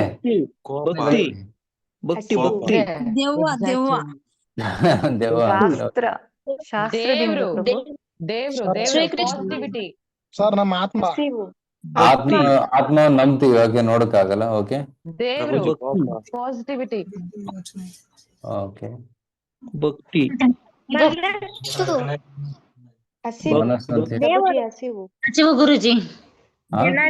ಹಸಿವು ಹಸಿವುನ? ಕ್ರೋಧ, ಕೋಪ. ಭಕ್ತಿ ಭಕ್ತಿ ಅಲ್ಲ, ನಾನ್ ಕೇಳ್ತಾ ಇರೋದು ಯಾವುದನ್ನ ನಾವು ನೋಡಿಲ್ಲ ಆದ್ರೆ ನಂಬಿಕೆ ಇದೆ ಅದ್ರ ಮೇಲೆ. ಓಕೆ, ಕೆಲವೊಂದು ಒಳ್ಳೆ ಉದಾಹರಣೆಗಳು ಬಂತು. ದೇವ್ರು. ಮನಸ್ಸು. ಸರ್ ಭಕ್ತಿ ಸರ್ ಭಕ್ತಿ ದೇವ್ರು ದೇವರು ಭಕ್ತಿ ಹಾ, ದೇವರು. Okay okay, thank you. ಈಗ ಎಸ್, ಸೊ ಈಗ ನಾನು ಕೆಲವೊಂದು ಹೇಳ್ತೀನಿ. ಗಾಳಿ ಅಂತ ಹೇಳಿದ್ರು. ಗಾಳಿ ಯಾರು ನೋಡಿಲ್ಲ ಆದ್ರೆ ನಂಬಿಕೆ ಇದೆ, ಯಾಕಂದ್ರೆ ಅದು ಅದರ ಅನುಭವ ಇದೆ. ಎಲೆಕ್ಟ್ರಾನ್ ಯಾರಾದ್ರೂ ನೋಡಿದೀರಾ? ಎಲೆಕ್ಟ್ರಾನ್ ಯಾರು ನೋಡಿಲ್ಲ. ಎಲೆಕ್ಟ್ರಾನ್ ನೋಡಿಲ್ಲ ಆದ್ರೆ ಎಲೆಕ್ಟ್ರಾನ್ ಇದೆ, ಯಾಕಂದ್ರೆ ವಿದ್ಯುತ್ ಶಕ್ತಿ ಸಂಚಾರ ಆಗ್ತಾ ಇದೆ, ವೈರಲ್ಲಿ ಬೆಳಕು ಬರ್ತಾ ಇದೆ, ಫ್ಯಾನ್ ತಿರುಗ್ತಾ ಇದೆ. ಸೊ ಎಲೆಕ್ಟ್ರಾನ್ ನೋಡಿಲ್ಲ ಆದ್ರೆ ಎಲೆಕ್ಟ್ರಾನ್ ಇದೆ. ಅದೇ ರೀತಿ ಭಗವಂತನನ್ನ ನೋಡಿಲ್ಲ ಆದ್ರೆ ಭಗವಂತನ ಅನುಭವ ನಮಗಿದೆ. ಸೊ ಅನುಭವದಿಂದ ನಾವು ಭಗವಂತನನ್ನ ನಂಬಬಹುದು, ಕರೆಕ್ಟ್. ಸೊ ಅಮೆರಿಕ ಕೆಲವರು ಹೋಗಿರ್ಬೋದು, ಆದ್ರೆ ಹೋಗದೇ ಇರೋರು ಕೂಡ ನಂಬ್ತಾರೆ, ಯಾಕಂದ್ರೆ ಫೋಟೋ ನೋಡಿದೀವಿ, ವಿಡಿಯೋಸ್ ನೋಡಿದೀವಿ. ಅಮೆರಿಕ ದೇಶ ಇದೆ, ಹೋಗಿಲ್ಲ ಬಟ್ ಕೇಳಿದೀವಿ ಅದ್ರ ಬಗ್ಗೆ. ಸೊ ಅದಕ್ಕೆ ನಂಬಿಕೆ ಇದೆ. ಸೊ ಈ ರೀತಿ ಕೆಲವೊಂದನ್ನ ನಾವು ನೋಡಿಲ್ಲ ಆದ್ರೂ ಕೂಡ ನಂಬಿಕೆ ಇಟ್ಕೊಂತೀವಿ. ಅದೇ ರೀತಿ ದೇವರನ್ನ ಕಂಡಿಲ್ಲ ಆದ್ರೆ ದೇವರಿದ್ದಾನೆ ಅಂತ ನಂಬಿಕೆ ಇರಬೇಕು, ಅದ್ರಲ್ಲಿ ತಪ್ಪೇನಿಲ್ಲ. So because God is there and we understand him through our experience. ಭಾವನೆಯಿಂದ, ಅನುಭವದಿಂದ ನಾವು ಭಗವಂತನನ್ನ ಅರಿಯಬಹುದು. ಓಕೆ, ಮುಂದೆ ಒಂದು ಸಮಯದಲ್ಲಿ ಭಗವಂತನನ್ನ ಕಣ್ಣಾರೆ ನೋಡಬಹುದು ಕೂಡ. ಸೊ ಈಗ ಸಂಕ್ಷಿಪ್ತವಾಗಿ ನೋಡೋಣ. ಸೊ ಇಲ್ಲಿ ನೋಡಿ, ಒಂದು ನೀರಿನ ಗ್ಲಾಸ್ ಅಲ್ಲಿ ಒಂದು ಕೋಲ್ ಇಟ್ಟಿದ್ದಾರೆ. ಕೋಲು ಮುರಿದಾಗ ಕಾಣುತ್ತೆ, ಆದ್ರೆ ಆಕ್ಚುಲಿ ಅದು ಮುರಿದಿಲ್ಲ. ಅದು ನೆಟ್ ಸ್ಟ್ರೇಟ್ ಇದೆ, ಬಟ್ ಅದು ಮುರಿದಿರೋ ತರ ಕಾಣುತ್ತೆ, ಬೆಂಡ ತರ ಕಾಣುತ್ತೆ. ಇಲ್ಲಿ ಇನ್ನೊಂದು ನೋಡಿ, ಫೋಟೋದಲ್ಲಿ ಇವರು ದಪ್ಪಗೆ ಕಾಣ್ತಾ ಇದ್ದಾರೆ. ಆಕ್ಚುಲಿ ಅದು ಕನ್ನಡಿ ಆ ರೀತಿ ಇದೆ, ಕಾನ್ವೆಕ್ಸ್ ಮಿರರ್, ಆದ ಕಾರಣ ಅವರು ದಪ್ಪ ಕಾಣ್ತಾ ಇದ್ದಾರೆ. ಸೊ ಇದೇನು, ನೋಡಿದ್ದನ್ನೆಲ್ಲ ನಂಬಬಾರದು. ಫಸ್ಟ್ ನೋಡದೆ ಇರೋದನ್ನ ನಾವು ನಂಬ್ತೀವಿ. ಕೆಲವೊಮ್ಮೆ ನೋಡಿದ್ದು ಕೂಡ ತಪ್ಪಾಗಿರ್ಬೋದು, ಕರೆಕ್ಟ್. ಕೋಲು ಮುರಿದಾಗ ಕಾಣುತ್ತೆ, ನಾವು ದಪ್ಪಿಗೆ ಕಾಣಿಸ್ತೀವಿ. ಈವನ್ ಕಾರಿನ ಇದರಲ್ಲಿ ಬರೆದಿರ್ತಾರೆ ಮಿರರ್ ಅಲ್ಲಿ, right, objects are closer than they appear ಅಂತ. ಸೊ ನೋಡಿದ್ದೆಲ್ಲ ಸತ್ಯವಲ್ಲ, ನೋಡಿದ್ದು ಸುಳ್ಳಾಗಬಹುದು ಕೂಡ. ಯಾಕಂದ್ರೆ ನಮ್ಮ ಇಂದ್ರಿಯಗಳಲ್ಲಿ 4 ದೋಷಗಳಿವೆ. ನಮ್ಮ ಇಂದ್ರಿಯಗಳು ಅಪೂರ್ಣ. ಫಸ್ಟ್ ಆಫ್ ಆಲ್ ಇಂದ್ರಿಯಗಳು ಅಪೂರ್ಣ. ಎರಡನೇದಾಗಿ ಇಂದ್ರಿಯಗಳು ಭ್ರಮೆಗೊಳಗಾಗುತ್ತವೆ. ನಂತರ ಭ್ರಮೆಯಿಂದ ತಪ್ಪನ್ನ ಮಾಡ್ತೇವೆ. ತಪ್ಪನ್ನ ಮುಚ್ಚೋದಕ್ಕೆ ಮೋಸವನ್ನು ಕೂಡ ಮಾಡ್ತಾರೆ ಜನರು. ಸೊ ಮೋಸದ ಒಲವು ಕೂಡ ಇದೆ ಮನುಷ್ಯನಲ್ಲಿ. ಅಪೂರ್ಣ ಇಂದ್ರಿಯಗಳು ಹೇಗೆ, ನಮ್ಮ ಕಣ್ಣಿಗೆ ಎಲ್ಲವೂ ಕಾಣೋದಿಲ್ಲ. ನಮ್ಮ ನೋಡುವ ಶಕ್ತಿ ಸೀಮಿತವಾಗಿದೆ. ಕೇವಲ ಅಲ್ಟ್ರಾ ವಾಯ್ಲೆಟ್ ಇಂದ ರೆಡ್ ವರೆಗೂ ಮಾತ್ರ ನೋಡ್ಬೋದು. VIBGYOR, violet, IndiGo, blue, green, yellow, red, ಇಷ್ಟು ಮಾತ್ರ ಕಾಣಿಸುತ್ತೆ ನಮಗೆ. ಇದರ ಹೊರಗಡೆ ಇರೋ ಪ್ರಪಂಚ ನಮಗೆ ಕಾಣಿಸೋದೇ ಇಲ್ಲ. ಕೆಲವೊಮ್ಮೆ ನಾಯಿಗಳಿಗೆ ಕಾಣಿಸುತ್ತೆ, ಬೆಕ್ಕುಗಳಿಗೆ ಕಾಣಿಸುತ್ತೆ, ರಾತ್ರಿಲಿ ಬೌ ಬೌ ಅಂತ ಕೂಗ್ತಾ ಇರ್ತವೆ. ನಾವು ನೋಡದೇ ಇರೋದು ಅವ್ರಿಗೆ ಕಾಣಿಸ್ತಾ ಇದೆ. ಯಾಕಂದ್ರೆ ಪ್ರಪಂಚ ಕೇವಲ ಇಷ್ಟು ಅಲ್ಲ, ಎಷ್ಟು ಇದೆ ಇಲ್ಲಿ ನೋಡಿ. ಎಷ್ಟು ಕಾಸ್ಮಿಕ್ ವೇವ್ ಲೆಂತ್ ಎಷ್ಟಿದೆ ನೋಡಿ. 10⁻⁻12 ಇಂದ 1 ಕಿಲೋಮೀಟರ್ ವರೆಗೂ ವೇವ್ ಲೆಂತ್ಸ್ ಇದೆ. ನಮಗ್ ಕಣ್ಣಿಗೆ ಕಾಣೋದು ಬರೀ ಇಷ್ಟೇ, 400ರಿಂದ 700 ಮಿಲಿಮೈಕ್ರಾನ್ ಅಷ್ಟೇ ಕಾಣಿಸುತ್ತೆ. ಉಳಿದ ಜಗತ್ತು ನಮ್ಮ ಕಣ್ಣಿಗೆ ಕಾಣಿಸೋದೇ ಇಲ್ಲ. ನಮ್ಮ ಪಕ್ಕದಲ್ಲಿ ಆ ವೇವ್ಲೆಂತ್ ಅಲ್ಲಿ ಬೇರೆ ಏನೋ ಇದ್ರೂ ಕೂಡ ಅದು ಕಾಣಿಸೋದಿಲ್ಲ, ರೈಟ್? ಯಾಕಂದ್ರೆ ನಾವು ಅದನ್ನು ಅನುಭವಿಸಲು ಸಾಧ್ಯವೇ ಇಲ್ಲ, ನೋಡಲು ಸಾಧ್ಯವಿಲ್ಲ. ನಮ್ಮ ಕಿವಿ ಕೂಡ 20 ಹರ್ಡ್ಸ್ ಇಂದ 20 ಕಿಲೋಹರ್ಟ್ಸ್ ಮಾತ್ರ ಕೇಳಿಸುತ್ತೆ, ಅದ್ರ ಹೊರಗಡೆ ಇರೋದು ನಮ್ಗೆ ಕೇಳಿಸೋದೇ ಇಲ್ಲ, ರೈಟ್? ಆನೆಗಳು ಇನ್ಫ್ರಾರೆಡ್ ಅಲ್ಲಿ ಮಾತಾಡ್ತಾರೆ, ಮತ್ತೆ ಏನಂತಾರೆ ತಗುಲುವಾಲೆ. ಸೊ ಅದು ultrasonic. Even Wales and dolphins ಅವು ಕೂಡ ಅಲ್ಟ್ರಾಸೌಂಡ್ ಕಮ್ಯುನಿಕೇಶನ್ ಯೂಸ್ ಮಾಡ್ತಾರಂತೆ. ಮನುಷ್ಯರು ಕೇವಲ 20 ಕಿಲೋಹರ್ಟ್ಸ್ ಮಾತ್ರ ಕೇಳಬಹುದು. ಸೊ ಎಷ್ಟೊಂದು ಇನ್ಫಾರ್ಮೇಶನ್ ನಮಗೆ ಗೊತ್ತೇ ಇಲ್ಲ. ಸೊ ಅದು ನಮ್ಮ ಇಂದ್ರಿಯಗಳು ಅಪೂರ್ಣ, ಆರ್ ಇಂಪರ್ಫೆಕ್ಟ್. ಮತ್ತೆ ನಮ್ಮ ಇಂದ್ರಿಯಗಳು ಭ್ರಮೆಗೊಳಗಾಗ್ತವೆ, ಕೆಲವೊಮ್ಮೆ ತಪ್ಪು ನಿಷ್ಕರ್ಷಕ್ಕೆ ಬರ್ತವೆ, ರೈಟ್? ಈಗ ನೋಡಿ, ಸಕ್ಕರೆ ನಂತರ ಕಿತ್ತಲೆ ಹಣ್ಣನ್ನ ತಿಂದ್ರೆ, ಸಕ್ಕರೆ ತಿಂದು ಕಿತ್ತಲೆ ಹಣ್ಣು ತಿಂದ್ರೆ ಅದು ಹುಳಿ ಆಗುತ್ತೆ, ಅಂದ್ರೆ ಹುಳಿ ಅನುಭವ ಆಗುತ್ತೆ. ಬಟ್ ಕಿತ್ತಲೆ ಹಣ್ಣು ಇಟ್ಸ್ ಲಿಟಲ್ ಸ್ವೀಟ್. ನಿಂಬೆ ಹಣ್ಣು ತಿಂದು ಕಿತ್ತಲೆ ಹಣ್ಣು ತಿಂದ್ರೆ ಅದು ಸಿಹಿ ಅನುಭವ ಆಗುತ್ತೆ. ಕಂಡೀಷನಿಂಗ್, ಅದು ನಾಲಿಗೆ ಭ್ರಮೆಗೊಳಗಾಗ್ತಾ ಇದೆ, ರೈಟ್? ಕೈ ಕೂಡ, ಚರ್ಮ, 3 ಬಕೆಟ್ ತಗೊಳ್ಳಿ, ಒಂದ್ರಲ್ಲಿ ಬಿಸಿ ನೀರು, ಒಂದರಲ್ಲಿ ರೂಮ್ ಟೆಂಪರೇಚರ್ ಇರೋ ನೀರು, ಇನ್ನು ತಣ್ಣ ನೀರು, ಫ್ರಿಜ್ ಅಲ್ಲಿ ಇಟ್ಟಿರೋ ನೀರು. ಸೊ ನೀವು ಬಿಸಿ ನೀರಲ್ಲಿ ಕೈ ಎದ್ದಿ ನಾರ್ಮಲ್ ನೀರಲ್ಲಿ ಕೈ ಎದ್ದಿದ್ರೆ ನಾರ್ಮಲ್ ನೀರು ತಂಪಾಗಿ ಅನುಭವ ಆಗುತ್ತೆ. ನೀವು ಫ್ರಿಜ್ನ ನೀರಲ್ಲಿ ಕೈ ಇಟ್ಟು ನಂತರ ನಾರ್ಮಲ್ ನೀರಲ್ಲಿ ಕೈ ಇಟ್ರೆ ನಾರ್ಮಲ್ ನೀರು ಬೆಚ್ಚಗಿರೋ ಹಾಗೆ ಅನುಭವ ಆಗುತ್ತೆ. ಆದ್ರೆ ನೀರು ಅದೇ ಸೇಮ್ ನೀರು ಒಮ್ಮೆ ತಣ್ಣಗೆ ಅನುಭವ ಆಗುತ್ತೆ, ಇನ್ನೊಮ್ಮೆ ಬೆಚ್ಚಗಿದೆ ಅಂತ ಅನುಭವ ಆಗುತ್ತೆ. ಸೊ ಇದು ಭ್ರಮೆ. ಸೊ ಇಂದ್ರಿಯಗಳು ಅಪೂರ್ಣ ಮತ್ತೆ ಇಂದ್ರಿಯಗಳು ಭ್ರಮೆಗೊಳಗಾಗ್ತವೆ. ಇಲ್ಲಿ ಫೋಟೋದಲ್ಲಿ ಕೆಲವೊಂದು ಭ್ರಮೆಯನ್ನ ನೀವು ನೋಡ್ಬೋದು. ಈ ಫೋಟೋದಲ್ಲಿ ತಮಗೆ ಏನ್ ಕಾಣಿಸ್ತಾ ಇದೆ? How many what you are seeing? ಫೋಟೋವನ್ನು ನೋಡಿ, ಈ ಫೋಟೋದಲ್ಲಿ ನಿಮ್ಗೆ ಏನ್ ಕಾಣಿಸುತ್ತೆ ಅಂತ ನಾನು ಕೇಳ್ತೀನಿ ನಿಮಗೆ. ಒಂದು ಪೋಲ್ ಹಾಕ್ತೀನಿ ಈಗ.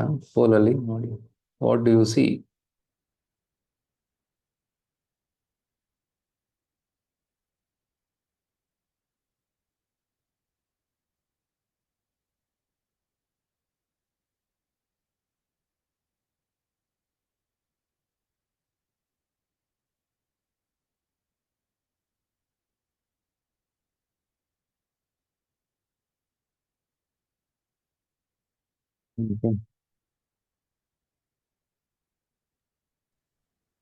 ಬಂದಿಲ್ಲ ಈಗ ಪ್ರಭು ಪೋಲು. ಬಂದಿರಲ್ಲ? ಇಲ್ಲ ಬಂತು, ಪ್ರಭು. ಬಂತಾ? ಎಸ್ ಪ್ರಭು. ನಿಮ್ಗೆ ಏನ್ ಕಾಣಿಸ್ತಾ ಇದೆ ಪೋಲ್ ಹಾಕಿ?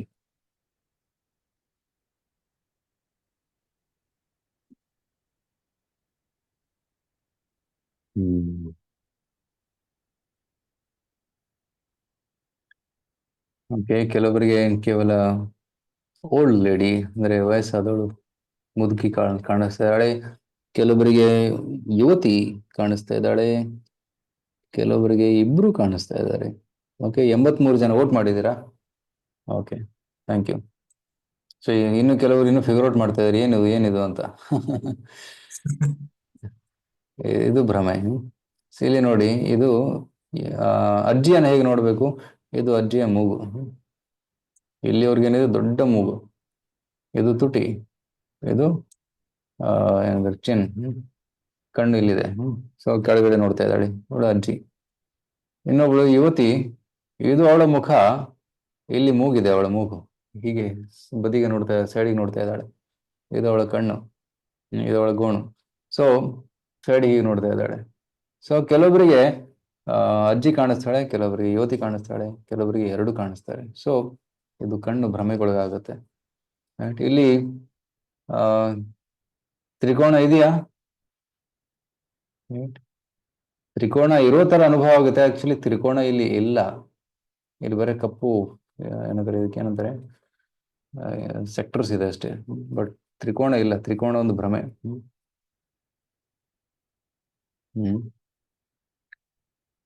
ಅದೇ ಈ ಫೋಟೋದಲ್ಲೂ ಕೂಡ ಕೆಲವೊಬ್ರು ಇಬ್ರು ಅಜ್ಜ ಅಜ್ಜಿಯನ್ನ ನೋಡ್ತಾರೆ, ಕೆಲವೊಬ್ರು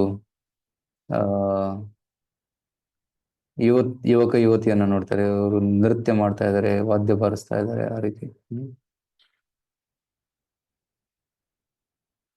ಇಲ್ಲಿ ಬ್ರಿಡ್ಜ್ ಇರೋ ತರ ಕಾಣುತ್ತೆ, ಆಕ್ಚುಲಿ ಬ್ರಿಡ್ಜ್ ಇಲ್ಲ, ಬರೀ ಹಡಗುಗಳ ಸಾಲಿದೆ ಅಷ್ಟೇ, ಅದು ಬ್ರಿಡ್ಜ್ ತರ ಕಾಣಿಸ್ತಾ ಇದೆ. ಓಕೆ, ಇದು ಸ್ಥಿರವಾಗಿದೆಯಾ ಅಥವಾ ಇದು ಅಲ್ಲಾಡ್ತಾ ಇದೆಯಾ?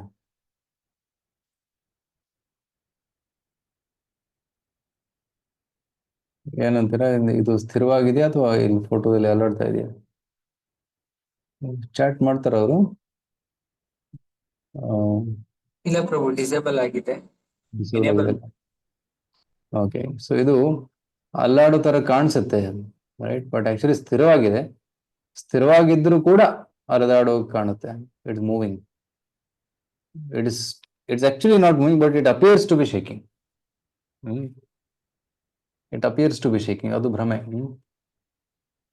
ಇಲ್ಲಿ ನೋಡಿ, ಈ ಚಕ್ರಗಳು ಇವು ಸ್ಥಿರವಾಗಿದಾವ ಅಥವಾ ಸುತ್ತಾ ಇದಾವ? Here also they appear to be moving. Actually stable ಆಗಿದಾವೆ, ಆದರೆ ಸುತ್ತೋ ತರ ಕಾಣಿಸುತ್ತೆ, ರೈಟ್? ಒಂದು ಚಕ್ರ ಇನ್ನೊಂದು ಚಕ್ರಕ್ಕೆ ನೋಡಿ ಅದು ತಿರುಗ್ತಾ ಇರುವಾಗ ಕಾಣುತ್ತೆ.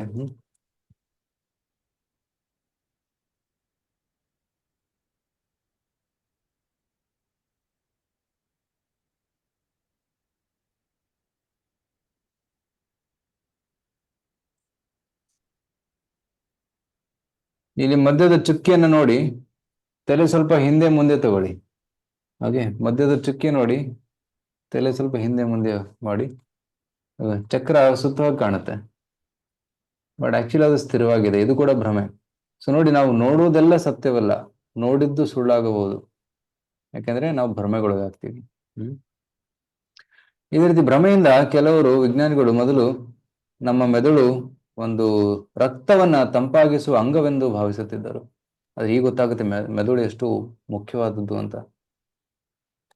ನಮ್ಮ ತಲೆಯಲ್ಲಿ ಒಂದು ಪಿಟ್ಯೂಟರಿ ಗ್ಲ್ಯಾಂಡ್ ಇದೆ. ಪಿಟ್ಯೂಟರಿ ಗ್ಲ್ಯಾಂಡ್ ವೆಸ್ಟೀಜ್, ಅದು ಯಾವ ಉಪಯೋಗಕ್ಕಿಲ್ಲ ಅಂತ ಹೇಳ್ತಾ ಇದ್ರು. ಆದ್ರೆ ಈಗ ವಿಜ್ಞಾನಿಗಳು ಹೇಳ್ತಾರೆ ಅದು ಮಾಸ್ಟರ್ ಗ್ಲ್ಯಾಂಡ್ ಅಂತ ಹೇಳ್ತಾರೆ. So pituitary gland is master gland. So ಈಗ ಭ್ರಮೆ ಬಗ್ಗೆ ನೋಡಿದ್ದೀವಿ, ತಪ್ಪನ್ನ ಮಾಡೋದನ್ನ ನೋಡಿದ್ದೀವಿ. ಸೊ ಫಸ್ಟ್ ಅಪೂರ್ಣ ಇಂದ್ರಿಯಗಳು, ಅದರಿಂದ ಭ್ರಮೆ ಉಂಟಾಗುತ್ತೆ. ಭ್ರಮೆಯಿಂದ ತಪ್ಪನ್ನ ಮಾಡ್ತೀವಿ. ಆ ತಪ್ಪನ್ನ ಮುಚ್ಚೋದಕ್ಕೆ ಜನ ಏನ್ ಮಾಡ್ತಾರೆ? ಮೋಸ ಮಾಡ್ತಾರೆ. ಸೊ ಈ ಮೋಸ ನೋಡಿ, ಒಬ್ಬ ವಿಜ್ಞಾನಿ, ಡಾರ್ವಿನ್ ಅಂತ ಒಬ್ಬ ವಿಜ್ಞಾನಿ ಇದ್ದ. ಆ ಡಾರ್ವಿನ್ ಏನ್ ಹೇಳ್ದ? ನಾವೆಲ್ಲರೂ ಮಂಗನಿಂದ ಬಂದವರು, ನಮ್ಮ ಪೂರ್ವಜರು ಮಂಗಗಳು, ಮಂಗನಿಂದ ಮಾನವ ಬಂದ ಅಂತ ಹೇಳಿದ್ರು. ಅದಕ್ಕೆ ಈ ಒಂದು ಪ್ರಮಾಣ ಇರಲಿಲ್ಲ. ಈ ಒಂದು ಸಿದ್ಧಾಂತಕ್ಕೆ ಏನು ಪ್ರಮಾಣ ಇರಲಿಲ್ಲ, ಇದು ಊಹೆ ಮಾತ್ರ. ಡಾರ್ವಿನ್ ಸಿದ್ಧಾಂತ ಒಂದು ಊಹೆಯ ಒಂದು ಫಲವಾಗಿದೆ, ಬಟ್ ಅದಕ್ಕೆ ಯಾವುದೇ ಪ್ರಮಾಣ ಇರಲಿಲ್ಲ. ಆದರೆ ಜನರು ಏನ್ ಮಾಡಿದ್ರು? ಅದನ್ನೇ ಸತ್ಯವಾಗಿ ಪರಿಗಣಿಸೋದಿಕ್ಕೆ ಹಲವಾರು ಪ್ರಮಾಣಗಳನ್ನು ಮುಂದಿಟ್ರು. ಅದೆಲ್ಲ ಫ್ರಾಡ್ ಅಂತ ನಂತರ ಗೊತ್ತಾಯ್ತು, ರೈಟ್? ಸೊ ಮಂಗನಿಂದ ಮಾನವ ಬಂದ. ಸೊ ಮಂಗ ಮತ್ತೆ ಮಾನವನ ಮಧ್ಯೆ ಕೆಲವೊಂದು ಕನೆಕ್ಟಿಂಗ್ ಲಿಂಕ್ ಇರ್ಬೇಕು ತಾನೆ. ಆ ಕನೆಕ್ಟಿಂಗ್ ಲಿಂಕ್ ಸೃಷ್ಟಿ ಮಾಡಿದ್ರು. They created that connecting links, made it up. ಅದು ಫ್ರಾಡ್ ಆಯ್ತು, ನಂತರ ಎಕ್ಸ್ಪೋಸ್ ಆಯ್ತು ಕೂಡ.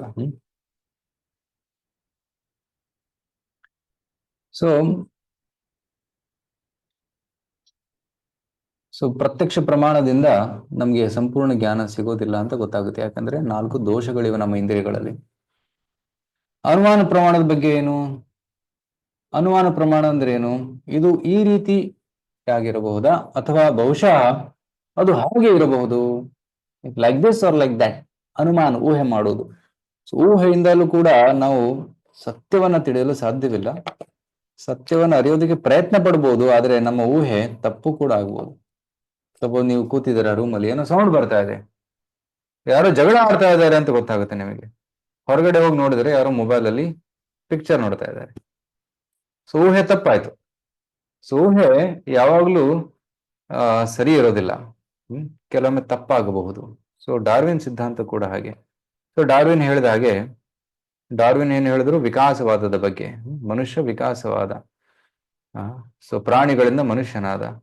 ಮೊದಲು ಬರೀ ಪ್ರಾಣಿಗಳಿದ್ವು, ಮಂಗಗಳಿದ್ವು, ನಂತರ ಮನುಷ್ಯ ಬಂದ. ಆದ್ರೆ ಇದಕ್ಕೆ ಪ್ರಮಾಣ ಇರ್ಬೇಕು ತಾನೆ. ಸೊ ಯಾವಾಗ ಭೂಮಿಯನ್ನು ಅಗದಾಗ ಮೇಲೆ ಕೇವಲ ಮನುಷ್ಯರ ಮೂಳೆಗಳು ಸಿಗ್ಬೇಕು, ಫಾಸಿಲ್ಸ್ ಸಿಗ್ಬೇಕು. ಒಳಗಡೆ ಹೋದ ಹಾಗೆ ಕೇವಲ ಮಂಗಗಳ ಫಾಸಿಲ್ಸ್ ಇರಬೇಕು. ಆದ್ರೆ ಎಷ್ಟು ಒಳಗಡೆ ಅಗದ್ರೂ ಕೂಡ ಮಂಗ ಮತ್ತೆ ಮಾನವರ ಮೂಳೆಗಳು ಒಟ್ಟಿಗೆ ಸಿಕ್ಕಿದ್ದಾವೆ. Together they are found. Right. ಇದೇನಾಗುತ್ತೆ, ಇದು ಡಾರ್ವಿನ್ ಸಿದ್ಧಾಂತದ ವಿರುದ್ಧ ಒಂದು ಪ್ರಮಾಣ ಸಿಕ್ಕಿದೆ. ಅದಕ್ಕೆ ಹಲವಾರು ವಿಜ್ಞಾನಿಗಳು ಈಗ ಡಾರ್ವಿನ್ ಸಿದ್ಧಾಂತವನ್ನ ಧಿಕ್ಕರಿಸಿದ್ದಾರೆ, ಅದನ್ನು ರಿಜೆಕ್ಟ್ ಮಾಡಿದ್ದಾರೆ. ಅವರು ಏನೊಂದು ಆಲ್ಟರ್ನೇಟಿವ್ ನಿಯೋ ಡಾರ್ವಿನಿಸಮ್ ಅಂತ ಬಂತು. ಯಾಕಂದ್ರೆ ಡಾರ್ವಿನ್ ಕಾಲದಲ್ಲಿ ಜೀನ್ಸ್ ಬಗ್ಗೆ ಇನ್ಫಾರ್ಮೇಶನ್ ಇರಲಿಲ್ಲ. ಈಗ ಜೀನ್ಸ್ ಬಗ್ಗೆ ಇನ್ಫಾರ್ಮೇಶನ್ ಬಂದ್ಮೇಲೆ ವಿಜ್ಞಾನ ಇನ್ನಿಷ್ಟು ಆಳಕ್ಕೆ ಹೋಗಿದೆ. ಯಾವಾಗ ಆಳಕ್ಕೆ ನಾವು ಹೋಗ್ತೀವಿ, ವಿಜ್ಞಾನದ ಆಳಕ್ಕೆ, ಅಲ್ಲಿ ಭಗವಂತನನ್ನ ನಂಬಲೇಬೇಕು. ಕೆಲ್ವಿನ್ ಅನ್ನೋ ವಿಜ್ಞಾನಿ ಹೇಳ್ತಾರೆ, ಯಾರು ಆಳವಾಗಿ ವಿಜ್ಞಾನದ ಬಗ್ಗೆ ರಿಸರ್ಚ್ ಮಾಡ್ತಾರೋ ಅವರು ದೇವರನ್ನ ನಂಬಲೇಬೇಕು ಅಂತ ಹೇಳ್ತಾರೆ. Right. More you think of God, more deep you study science, more you have faith in God, you develop faith in God ಅಂತ ಹೇಳ್ತಾರೆ. ರೈಟ್. ಸೊ ಅನುಮಾನ ಪ್ರಮಾಣ ಮತ್ತು ಪ್ರತ್ಯಕ್ಷ ಪ್ರಮಾಣ ನಮಗೆ ನಿಜವಾದ ಜ್ಞಾನವನ್ನು ಕೊಡುವುದಿಲ್ಲ, ನಮ್ಮ ನಿಜವಾದ ಸಂತೋಷದ ಸುಳಿಯನ್ನು ಕೊಡುವುದಿಲ್ಲ. ಅದಕ್ಕೆ ಚಾವಿ ಯಾವುದು ಅಂತ ಪ್ರಶ್ನೆ ಬರಬಹುದು. ಈಗ ಶಬ್ದ ಪ್ರಮಾಣವನ್ನು ನೋಡೋಣ ಸಂಕ್ಷಿಪ್ತವಾಗಿ. ಶಬ್ದ ಪ್ರಮಾಣ ಅಂದ್ರೆ ಅಧಿಕೃತ ಪ್ರಾಧಿಕಾರದಿಂದ ಕೇಳುವುದು, ಅಧಿಕೃತ ಗುರುಗಳಿಂದ ಕೇಳುವುದು. ಸೊ ಉದಾಹರಣೆಗೆ, ಮಗು ತನ್ನ ತಂದೆ ಯಾರೆಂದು ಹೇಗೆ ತಿಳಿಯಬಹುದು? ಮಗು ತನ್ನ ತಂದೆಯನ್ನು ನೋಡೇ ಇಲ್ಲ. ಸೊ ಒಂದು ಮಾರ್ಗ ಏನಂದ್ರೆ, ಎಲ್ಲ ಗಂಡಸರ DNA ತಗೊಂಡು ಅದನ್ನ ಪರೀಕ್ಷೆ ಮಾಡಿ ಇವನ ತಂದೆ ಯಾರು ಅಂತ ಕಂಡುಹಿಡಿಯಬಹುದು. ಆದ್ರೆ DNA ಟೆಸ್ಟ್ ಮಾಡೋದು ಅಷ್ಟು ಸುಲಭವಲ್ಲ, ತುಂಬಾ ಕಾಸ್ಟ್ಲಿ, ಮತ್ತೆ ತುಂಬಾ ಸಮಯ ಕೂಡ ಬೇಕಾಗುತ್ತೆ. ಸೊ ಎಷ್ಟು ಜನರ DNA ಟೆಸ್ಟ್ ಮಾಡೋದು? Right. So this is called ಆರೋಹ ಜ್ಞಾನ. ಆರೋಹ ಜ್ಞಾನ ತುಂಬಾ ಸಮಯ ತಗೊಳುತ್ತೆ, ಮತ್ತೆ ನಿಷ್ಕರ್ಷ ಏನಂತಾರೆ ಅಷ್ಟು ಬೇಗ ಬರುವುದಿಲ್ಲ, ಮತ್ತೆ ತುಂಬಾ ದುಡ್ಡು ಕೂಡ ಬೇಕಾಗುತ್ತೆ. ಬಟ್ ಇನ್ನೊಂದು ಸರಳವಾದ ಮಾರ್ಗವಿದೆ. ಆ ಸರಳವಾದ ಮಾರ್ಗ ಏನು?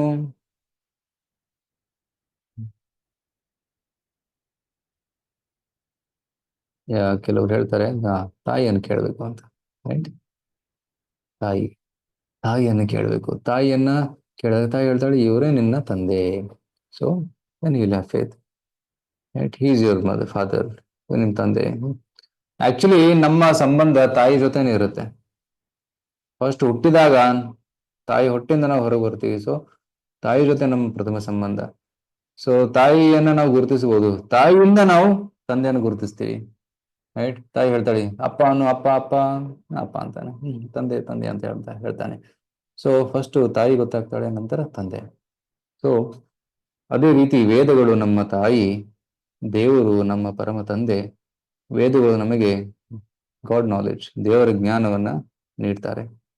ರೈಟ್. ಸೊ ವೇದಗಳಲ್ಲಿ ದೇವರ ಬಗ್ಗೆ ಜ್ಞಾನ ಕೊಟ್ಟಿದ್ದಾನೆ, ದೇವರೇ ಕೊಟ್ಟಿದ್ದಾನೆ. ಸೊ ಅದಕ್ಕೆ ವೇದಗಳು ನಮ್ಮ ತಾಯಿ.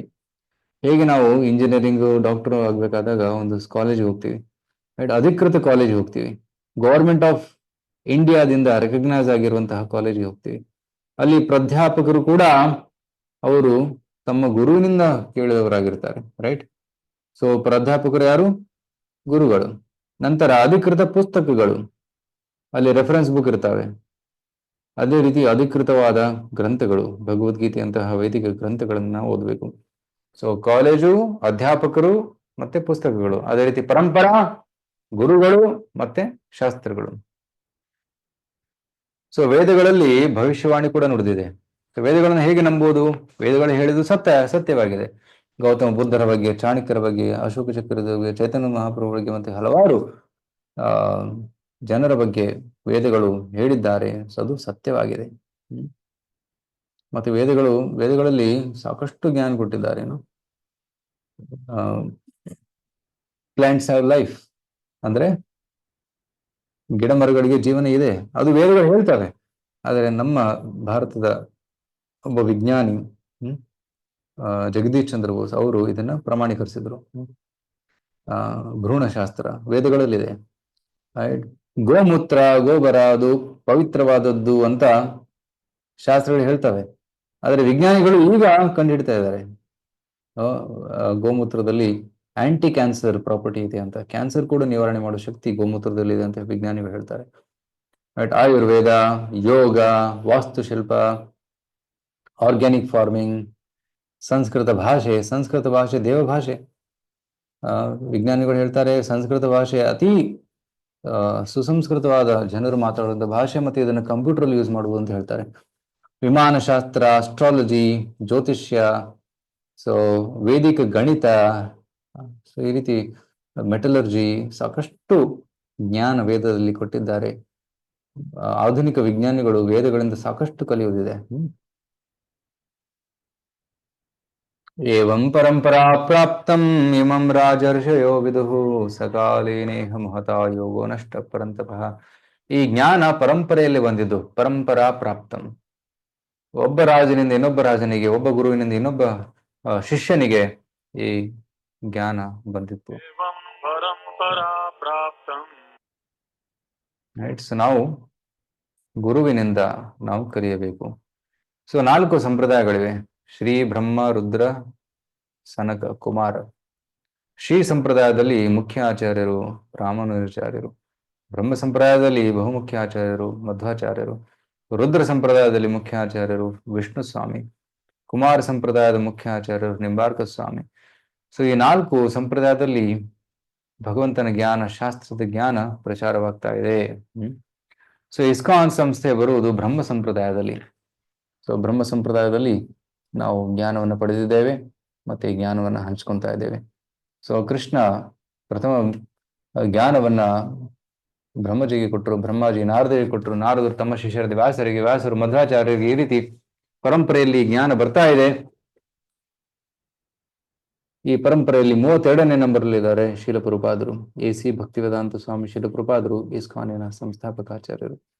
ಸೊ ನಾವು ಕೂಡ ಶೀಲಪ್ರಭುಪಾದರ ಗ್ರಂಥದ ಆಧಾರದ ಮೇಲೆ ಈ ಕೋರ್ಸ್ ಅನ್ನ ಡಿಸೈನ್ ಮಾಡಿದ್ದೇವೆ. ನಮ್ಮ ಗುರುಗಳಿಂದ ಕಲಿತು ಈ ಕೋರ್ಸ್ ಅನ್ನ ಡಿಸೈನ್ ಮಾಡಿದ್ದೇವೆ. ಸೊ ಇವತ್ತಿಗೆ ಇದು ಲಾಸ್ಟ್ ಸ್ಲೈಡ್. ಇದರ ನಂತರ ಪ್ರಶ್ನೆಗಳನ್ನು ತಗೊಳ್ಳೋಣ. ಸೊ ವೈದಿಕ ಜ್ಞಾನ ಅಪಾರವಾಗಿದೆ, ಅನಂತವಾಗಿದೆ. 1 ಲಕ್ಷ ಶ್ಲೋಕಗಳು ವೇದಗಳಲ್ಲಿವೆ. ಇದನ್ನು ಸಂಪೂರ್ಣವಾಗಿ ಓದುವುದು ಕೂಡ ಕಷ್ಟ. ವೇದದ ಎಲ್ಲ ಗ್ರಂಥಗಳನ್ನ ಸಂಗ್ರಹಿಸುವುದು ಕೂಡ ಕಷ್ಟ, ಅಷ್ಟು ಜ್ಞಾನ ಇದೆ. ಮುಖ್ಯವಾಗಿ 2 ಭಾಗಗಳು, ಶ್ರುತಿ ಮತ್ತೆ ಸ್ಮೃತಿ. ಶ್ರುತಿ ಅಂದ್ರೆ ಸಂಪೂರ್ಣ ಆಧ್ಯಾತ್ಮ ಜ್ಞಾನ, ಮತ್ತೆ ಪದಗಳು ಎಂದಿಗೂ ಬದಲಾಗುವುದಿಲ್ಲ, ನೆವರ್ ಚೇಂಜಿಂಗ್. ಶ್ಲೋಕಗಳು ಎಂದೂ ಬದಲಾಗುವುದಿಲ್ಲ, as it is. Rig, Yajur, Atharva, ಸಾಮ, ಸಂಹಿತ, ಬ್ರಾಹ್ಮಣ, ಆರಣ್ಯಕ, ಉಪನಿಷತ್ತುಗಳು, ಉಪವೇದಗಳು, ಧನುರ್ವೇದ, ಆಯುರ್ವೇದ ಇತ್ಯಾದಿ ವೇದಾಂಗಗಳು, ಕಲ್ಪ, ಶಿಕ್ಷಾ, ವ್ಯಾಕರಣ, ನಿರುಕ್ತಿ, ಛಂದ, ಜ್ಯೋತಿಷ್ಯ, ಈ ರೀತಿ ಹಲವಾರು ಶಾಸ್ತ್ರಗಳು ಇವೆಲ್ಲ ಶ್ರುತಿಯಲ್ಲಿ ಬರ್ತವೆ. ನಂತರ ಸ್ಮೃತಿ. ಸ್ಮೃತಿ ಅಂದ್ರೆ ವೇದಗಳನ್ನು ಓದಿ ಋಷಿಮುನಿಗಳು ಅದನ್ನ ಅರ್ಥ ಮಾಡಿಕೊಂಡು ಅದರ ಸಾರವನ್ನು ತಿಳಿದುಕೊಂಡು ತಮ್ಮ ಭಾಷೆಯಲ್ಲಿ ಅದನ್ನ ವರ್ಣಿಸಿದ್ದಾರೆ, ಅದು ಸ್ಮೃತಿ. ಸ್ಮೃತಿ ಕೂಡ ವೇದ. ಇನ್ಫ್ಯಾಕ್ಟ್ ಸ್ಮೃತಿಯಲ್ಲಿ ವೇದಗಳನ್ನ ಅರ್ಥ ಮಾಡಿಕೊಳ್ಳೋದು ಇನ್ನಿಷ್ಟು ಸರಳ. ರೈಟ್. ಶ್ರುತಿಯಲ್ಲಿ ಹೇಳಿದ್ದನ್ನ ಸ್ಮೃತಿ ಮುಖಾಂತರ ಅರ್ಥ ಮಾಡಿಕೊಂಡ್ರೆ ಇನ್ನೂ ಚೆನ್ನಾಗಿ ಅರ್ಥ ಆಗುತ್ತೆ. ಯಾಕಂದ್ರೆ ಶ್ರುತಿಯಲ್ಲಿ ಕಥೆಗಳಿಲ್ಲ, ಆದರೆ ಸ್ಮೃತಿಯಲ್ಲಿ ಶ್ರುತಿಯಲ್ಲಿ ಕೊಟ್ಟಂತಹ ತತ್ವಗಳನ್ನ ಕಥೆಗಳ ಮುಖಾಂತರ ನಮಗೆ ಕಲಿಸ್ತಾರೆ. ಸೊ ಅದಕ್ಕೆ ಅದು ಸರಳ. ರೈಟ್. ಅನುಷ್ಠಾನ ಸೂತ್ರಗಳು, ತಂತ್ರಗಳು, ಪಂಚರಾತ್ರ, ಪುರಾಣ 18 ಮುಖ್ಯ ಪುರಾಣ, 18 ಲಘು ಪುರಾಣಗಳು, ಇತಿಹಾಸ, ರಾಮಾಯಣ ಮಹಾಭಾರತ ಅಂತ ಇತಿಹಾಸಗಳು, ಷಡ್ದರ್ಶನಗಳು, ವೇದಾಂತ, ಮೀಮಾಂಸ, ನ್ಯಾಯ, ವೈಶೇಷಿಕ, ಯೋಗ ಮತ್ತೆ ಸಾಂಖ್ಯ. ಸೊ ಈ ಷಡ್ದರ್ಶನಗಳು ಇವೆಲ್ಲ ಒಟ್ಟಿಗೆ ಸೇರಿ ವೇದ. ಇಷ್ಟೆಲ್ಲ ಓದೋದು ಸಾಧ್ಯನಾ? ಫಸ್ಟ್ 12 ವರ್ಷ ಸಂಸ್ಕೃತ ಓದ್ಬೇಕು, ನಂತರ ಇದನ್ನೆಲ್ಲ ಓದಕ್ ಪ್ರಾರಂಭ ಮಾಡ್ಬೋದು. ಅಷ್ಟು ಸಮಯ ಯಾರ ಹತ್ರ ಇದೆ, ಅಷ್ಟು ತಾಳ್ಮೆ ಯಾರ ಹತ್ರ ಇದೆ, ಅಷ್ಟು ಬುದ್ಧಿಶಕ್ತಿ ಯಾರ ಹತ್ರ ಇದೆ. ಅದಕ್ಕೆ ಶಂಕರಾಚಾರ್ಯ ಹೇಳ್ತಾರೆ, ಇಷ್ಟೆಲ್ಲ ಶಾಸ್ತ್ರ ಓದೋದು ಆಗೋದಿಲ್ಲ ಅಂದ್ರೆ ಭಗವದ್ಗೀತೆಯನ್ನು ಓದಿ. ಸರ್ವೋಪನಿಷದೋ ಗಾವೋ ದುಗ್ಧ ಗೋಪಾಲನಂದನ ಪಾರ್ಥೋ ವತ್ಸ ಸುಧೀರ್ ಭೋಕ್ತ ದುಗ್ಧಂ ಗೀತಾಮೃತಂ ಮಹತ್. ಎಲ್ಲ ವೇದ ಶಾಸ್ತ್ರಗಳನ್ನ ಹಸುವಿನ ದೇಹಕ್ಕೆ ಹೋಲಿಸಿದರೆ ಹಸುವಿನ ಸಾರ ಅದರ ಹಾಲು, ಅದೇ ರೀತಿ ಎಲ್ಲ ಶಾಸ್ತ್ರಗಳ ಸಾರ ಭಗವದ್ಗೀತೆ. ಸೊ ಭಗವದ್ಗೀತೆ ಒಂದನ್ನು ಓದಿದ್ರೆ, ಅರ್ಥ ಮಾಡಿಕೊಂಡ್ರೆ ಸಾಕು, ಇಡೀ ವೇದದ ಸಾರ ನಮಗೆ ಅರ್ಥ ಆಗುತ್ತೆ. ಓಕೆ. ಸೊ ನಾವು ಈ 5 ದಿನಗಳಲ್ಲಿ ಭಗವದ್ಗೀತೆಯ ಸಾರವನ್ನು ಚರ್ಚೆ ಮಾಡ್ತಾ ಇದ್ದೀವಿ, ಎಸೆನ್ಸ್ ಆಫ್ ಭಗವದ್ಗೀತಾ. ಸೊ ವೇದಗಳ ಸಾರ ಭಗವದ್ಗೀತೆ. ಸೊ ಈ 4-5 ಸೆಷನ್ ಅಲ್ಲಿ ನಾವು ಭಗವದ್ಗೀತೆಯ ಸಾರವನ್ನು ಚರ್ಚೆ ಮಾಡ್ತಾ ಇದ್ದೇವೆ. ಈ 5 ಸೆಷನ್ ಮುಗಿದ ಮೇಲೆ ನಂತರ ಇನ್ನಿಷ್ಟು ಆಳವಾಗಿ ಚರ್ಚೆ ಮಾಡೋಣ. ಸೊ ತಾವೆಲ್ಲರೂ ಬನ್ನಿ, ಇನ್ನಿಷ್ಟು ಆಳವಾಗಿ ಚರ್ಚೆ ಮಾಡಿ, ಇದನ್ನ ಚರ್ಚೆ ಮಾಡೋದಷ್ಟೇ ಅಲ್ಲ, ಪ್ರಾಕ್ಟೀಸ್ ಮಾಡಿ ಇದನ್ನ ಪ್ರಚಾರ ಕೂಡ ಮಾಡೋಣ. Okay, thank you very much. Hare Krishna. Yes Prabhu, yes Prabhu. Hare Krishna Prabhu. ತುಂಬಾ ಇಂಪಾರ್ಟೆಂಟ್ ಪಾಯಿಂಟ್ ನ ತುಂಬಾ ಸರಳವಾಗಿ ತಿಳಿಸ್ಕೊಟ್ಟಿದ್ದೀರಾ ಪ್ರಭು. ನಿಮಗೆ ಧನ್ಯವಾದಗಳು ಪ್ರಭು. ಪ್ರಭು, ಈಗ ಒಂದು ಇಂಪಾರ್ಟೆಂಟ್ ಅನೌನ್ಸ್ಮೆಂಟ್ ಇದೆ ಪ್ರಭು. ನಿನ್ನೆ 3ನೇ ದಿನದ ಸೆಷನ್ ಕ್ವಿಜ್ ರಿಸಲ್ಟ್ಸ್ ಬಂದಿದೆ. ಅದನ್ನ ಇವಾಗ ಅನೌನ್ಸ್ ಮಾಡ್ತೀವಿ. ನೆಕ್ಸ್ಟ್ ಇದು ಅನೌನ್ಸ್ ಆದ್ಮೇಲೆ ಕ್ವಶನ್ ಅಂಡ್ ಆನ್ಸರ್ ಸೆಷನ್ ಇರುತ್ತೆ. ಯಾರ್ಯಾರು ಡೌಟ್ಸ್ ಇದೆ ಅವ್ರು ಹ್ಯಾಂಡ್ ರೈಸ್ ಮಾಡಿ, ನಂತರ ನಿಮ್ ಕ್ವಶನ್ ಕೇಳಿ ಪ್ರಭುಗಳ ಹತ್ರ ಉತ್ತರ ಪಡ್ಕೊಳ್ಳಿ. ಮೊದಲಿಗೆ ನಿನ್ನೆ ಗೀತಾಸಾರದ 3ನೇ ದಿನದ ಕೋರ್ಸ್ ಸೆಷನ್ ಕ್ವಿಜ್ ರಿಸಲ್ಟ್ಸ್ ಬಂದಿದೆ. ಇದರಲ್ಲಿ ಮೊದಲನೇ ಸ್ಥಾನ ಪಡೆದಿದ್ದಾರೆ ಹರ್ಷಿತಾ ಡಿ ಮೈಸೂರಿನಿಂದ, ನಂತರ ಗುರುರಾಜ್ ಕೆ ಶಿವಮೊಗ್ಗ ಇಂದ, ನಂತರ ಕಾಂಚನ ಚಿಕ್ಕಮಗಳೂರಿಂದ. ಮತ್ತೆ ಹೇಳ್ತೀನಿ, ಹರ್ಷಿತಾ ಡಿ ಮೈಸೂರಿನಿಂದ, ಗುರುರಾಜ್ ಕೆ ಶಿವಮೊಗ್ಗ ಇಂದ, ಕಾಂಚನ ಚಿಕ್ಕಮಗಳೂರಿಂದ. ಹರೇ ಕೃಷ್ಣ. ತಮಗೆಲ್ಲರಿಗೂ ಅಭಿನಂದನೆಗಳು. ಕನ್ನಡ ಇಸ್ಕಾನ್ ಸೌತ್ ಬೆಂಗಳೂರು ಕಡೆಯಿಂದ ನಿಮಗೆಲ್ಲರಿಗೂ ಇಸ್ಕಾನ್ ಕಡೆಯಿಂದ ಫೋನ್ ಮಾಡಿ ನಿಮಗೆಲ್ಲರಿಗೂ ಉಚಿತವಾಗಿ ಭಗವದ್ಗೀತೆ ತಲುಪಿಸುವ ವ್ಯವಸ್ಥೆ ಮಾಡಲಾಗುವುದು. ನಿಮಗೆಲ್ಲರಿಗೂ ಹರೇ ಕೃಷ್ಣ. ಧನ್ಯವಾದಗಳು. ಮತ್ತೊಮ್ಮೆ ತಮಗೆಲ್ಲರಿಗೂ ಅಭಿನಂದನೆಗಳು. ಈಗ ಕ್ವಶನ್ ಅಂಡ್ ಆನ್ಸರ್ ಸೆಷನ್. ಯಾರ್ಯಾರು ಡೌಟ್ಸ್ ಇದೆ ಅವರು ದಯವಿಟ್ಟು ಹ್ಯಾಂಡ್ ರೈಸ್ ಮಾಡಿ ತಮ್ಮ ಕ್ವಶನ್ಸ್ ನ ಕೇಳ್ಬೇಕಾಗಿ ಕೇಳ್ಕೊತೀವಿ.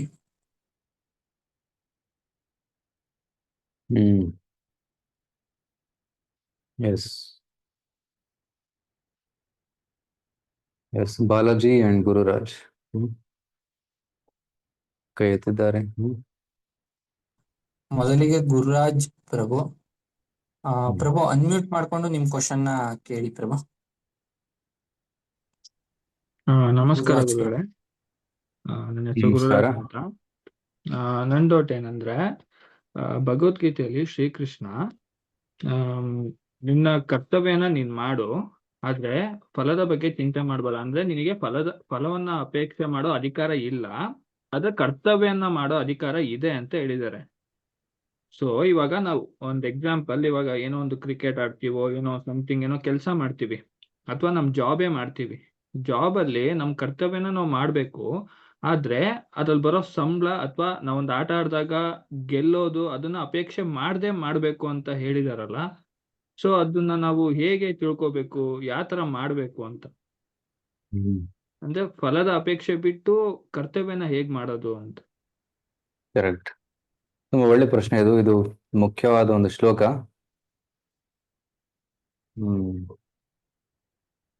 ಕರ್ಮಣ್ಯೇವಾಧಿಕಾರಸ್ತೆ ಮಾ ಫಲೇಷು ಕದಾಚನ ಮಾ ಕರ್ಮ ಫಲ ಹೇತುರ್ಭೂರ್ಮಾತೆ ಸಂಗೋಸ್ತ್ವ ಕರ್ಮಣಿ. ಸೊ ಭಗವದ್ಗೀತೆಯ 2ನೇ ಅಧ್ಯಾಯದ 47ನೇ ಶ್ಲೋಕದಲ್ಲಿ ಶ್ರೀಕೃಷ್ಣ ಇದನ್ನು ಹೇಳ್ತಾ ಇದ್ದಾನೆ. ಕರ್ಮಣ್ಯೇವ ಅಧಿಕಾರಸ್ತೆ, ಕರ್ಮ ಮಾಡುವ ಹಕ್ಕು ನಿನಗಿದೆ, ಅಧಿಕಾರ ನಿನಗಿದೆ. ಕರ್ಮಣಿ ಏವ ಅಧಿಕಾರಸ್ತೆ ಮಾ ಫಲೇಶು ಕದಾಚನ. ರೈಟ್. ಆದ್ರೆ ಕರ್ಮದ ಫಲ, ಅದರ ಅಪೇಕ್ಷೆ ನೀನ್ ಮಾಡಬಾರ್ದು. ಮಾ ಕರ್ಮಫಲ ಹೇತುರ್ಭೂರ್, ಮತ್ತೆ ಕರ್ಮಫಲದ ಹೇತು ನಾನೇ ಅಂತ ತಿಳ್ಕೊಬಾರ್ದು.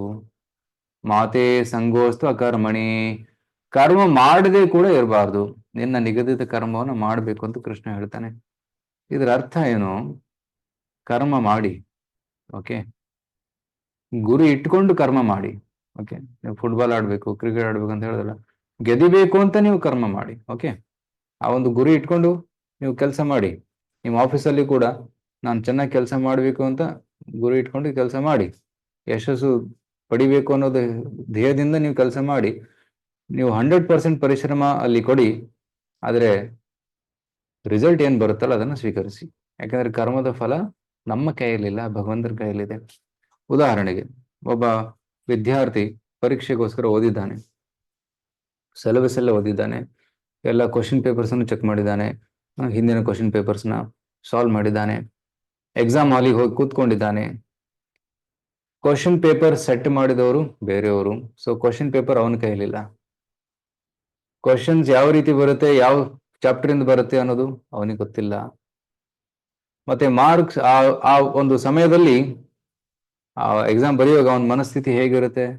ಟೆನ್ಷನ್ ಆದ್ರೆ ಎಲ್ಲ ಮರ್ತೋಗ್ತಾನೆ. So situations are beyond control. ಆದ್ರೂ ಕೂಡ ಅವನು ಚೆನ್ನಾಗಿ ಬರೆದು ಪೇಪರ್ ಸಬ್ಮಿಟ್ ಮಾಡಿಬಿಟ್ಟ. ಎವ್ಯಾಲ್ಯೂಯೇಟರ್ ಬೇರೆ, ಸೊ 2-3 ಎವ್ಯಾಲ್ಯೂಯೇಟರ್ಸ್ ಇರ್ತಾರೆ, ಎಲ್ಲರೂ ಬೇರೆ ಬೇರೆ ರೀತಿ ಎವ್ಯಾಲ್ಯೂಯೇಟ್ ಮಾಡ್ತಾರೆ. ಮತ್ತೆ ಮಾರ್ಕ್ಸ್ ಫೀಡ್ ಮಾಡೋನು ಇನ್ನೊಬ್ಬ ಇರ್ತಾನೆ. ಆ ಫೀಡ್ ಮಾಡೋದು ಕರೆಕ್ಟ್ ಮಾಡಬೇಕು. ಏನಾದ್ರು ತಪ್ಪಾಗ್ಬಿಟ್ರೆ ಅಲ್ಲೂ ತಪ್ಪಾಗುತ್ತೆ, ರಿಸಲ್ಟ್ಸ್ ಬೇರೆ ಬರುತ್ತೆ. ಸೊ ಕೃಷ್ಣ ಏನ್ ಹೇಳ್ತಾ ಇದ್ದಾನೆ, ನಮ್ಮ ಪರಿಶ್ರಮ, ನಮ್ಮ ಪರ್ಫಾರ್ಮೆನ್ಸ್ ನಮ್ಮ ಕೈಯಲ್ಲಿದೆ, ಆದರೆ ರಿಸಲ್ಟು ನಮ್ಮ ಕೈಯಲ್ಲಿಲ್ಲ. ಸೊ ರಿಸಲ್ಟ್ ಬಗ್ಗೆ ಅಷ್ಟು ಟೆನ್ಷನ್ ತಗೋಬೇಡಿ. Focus on performance and preparation. Results whatever comes, accept it and be happy with it and offer it to Krishna. ಆ ರಿಸಲ್ಟ್ಸ್ ನ ಭಗವಂತನಿಗೆ ಅರ್ಪಣೆ ಮಾಡಿ ಅಂತ ಕೃಷ್ಣ ಹೇಳ್ತಾನೆ. ರೈಟ್? ಅರ್ಥ ಆಗ್ತಿದೆ ಗುರುರಾಜ್? ಸೊ ನಾವು ನಮ್ಮ 100% ಕರ್ತವ್ಯನ ಮಾಡಬೇಕು, ರಿಸಲ್ಟ್ಸ್ ಅನ್ನ ದೇವರಿಗೆ ಬಿಟ್ಬಿಡಬೇಕು. ದೇವ್ರು ಏನ್ ಕೊಡ್ತಾನೆ ಅದನ್ನು ಸ್ವೀಕರಿಸಬೇಕು.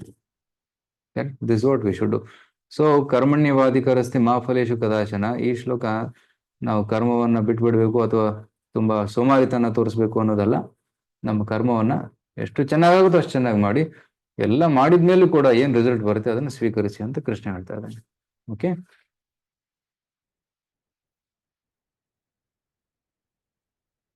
ಎಸ್ ಸುನಿಲ್. ಎಸ್ ಪ್ರಭು. ಈಗ ನಂತರ ಆ ಬಾಲಾಜಿ ಯಾದವ್ ದಯವಿಟ್ಟು ಅನ್ಮ್ಯೂಟ್ ಮಾಡ್ಕೊಂಡು ತಮ್ಮ ಕ್ವಶನ್ ನ ಕೇಳಿ.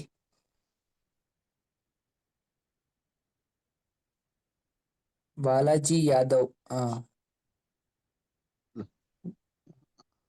ದಯವಿಟ್ಟು ಅನ್ಮ್ಯೂಟ್ ಮಾಡ್ಕೊಂಡು ತಮ್ಮ ಕ್ವಶನ್ ನ ಕೇಳಿ.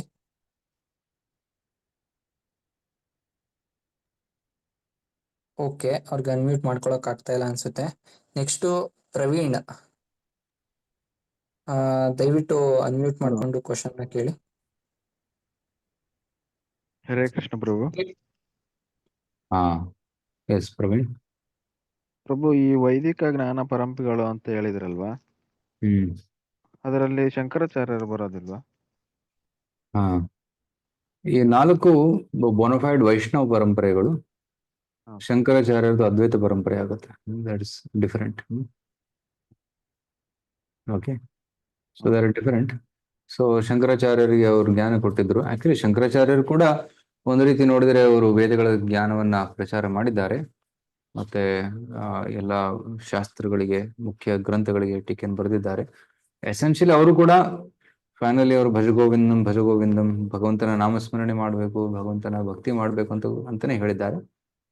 ಬಟ್ ಅವರು ನೇರವಾಗಿ ಕೃಷ್ಣನ ಬಗ್ಗೆ, ಭಗವಂತನ ಬಗ್ಗೆ ಹೇಳಿಲ್ಲ. ಸೊ ಇಂಡೈರೆಕ್ಟ್ ಆಗಿ ಶಾಸ್ತ್ರದಲ್ಲಿ ಕೊಟ್ಟಿದ್ದಾರೆ. ಸೊ ಅವರು ಕೂಡ ಮಹಾನ್ ಆಚಾರ್ಯರು.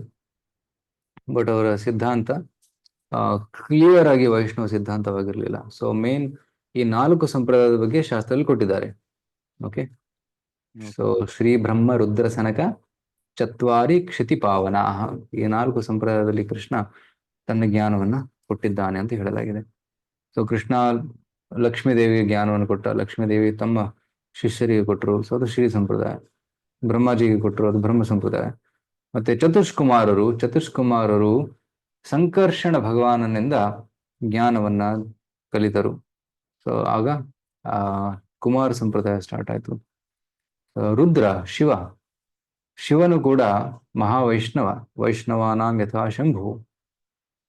ಸೊ ಕೃಷ್ಣ ಶಿವನಿಗೆ ತನ್ನ ದಿವ್ಯ ಜ್ಞಾನವನ್ನು ಕೊಟ್ಟ, ಶಿವನು ತನ್ನ ಶಿಷ್ಯರಿಗೆ ಜ್ಞಾನವನ್ನು ಕೊಟ್ಟರು. ಸೊ ಅಲ್ಲಿಂದ ರುದ್ರ ಸಂಪ್ರದಾಯ ಸ್ಟಾರ್ಟ್ ಆಯ್ತು. ಸೊ ರುದ್ರ ಸಂಪ್ರದಾಯ ಅಂದ್ರೆ ಅದು ವೈಷ್ಣವ ಸಂಪ್ರದಾಯನೇ, but their guru is Shiva ತಮ್ಮ ಗುರು ಆಗಿದ್ದಾನೆ. ಓಕೆ,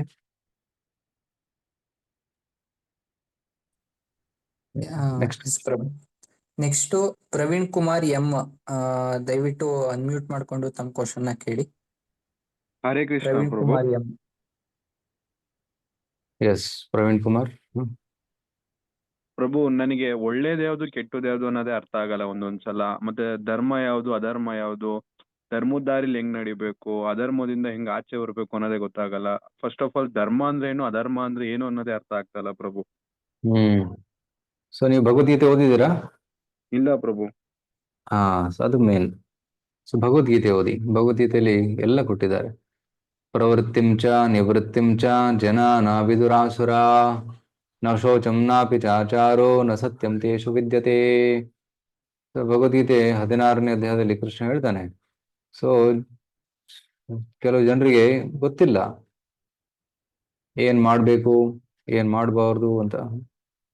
7ನೇ ಶ್ಲೋಕದಲ್ಲಿ 16ನೇ ಅಧ್ಯಾಯ, ದೈವಿ ಅಸುರಿ ಸಂಪತ್ ವಿಭಾಗ ಯೋಗ. ದೈವಿ ಗುಣಗಳು, ಆಸುರಿ ಗುಣಗಳು. ಆಸುರಿ ಗುಣಗಳನ್ನು ಬಿಡಬೇಕು, ದೈವಿ ಗುಣಗಳನ್ನ ಬೆಳೆಸ್ಕೋಬೇಕು. ಪ್ರವೃತ್ತಿಂಚ ಅಸುರರಿಗೆ ಏನ್ ಮಾಡ್ಬೇಕು ಅನ್ನೋದು ಗೊತ್ತಿಲ್ಲ. ಪ್ರವೃತ್ತಿಂಚ ನಿವೃತ್ತಿಂಚ ಜನಾನ ವಿದುರಾಸುರಾ.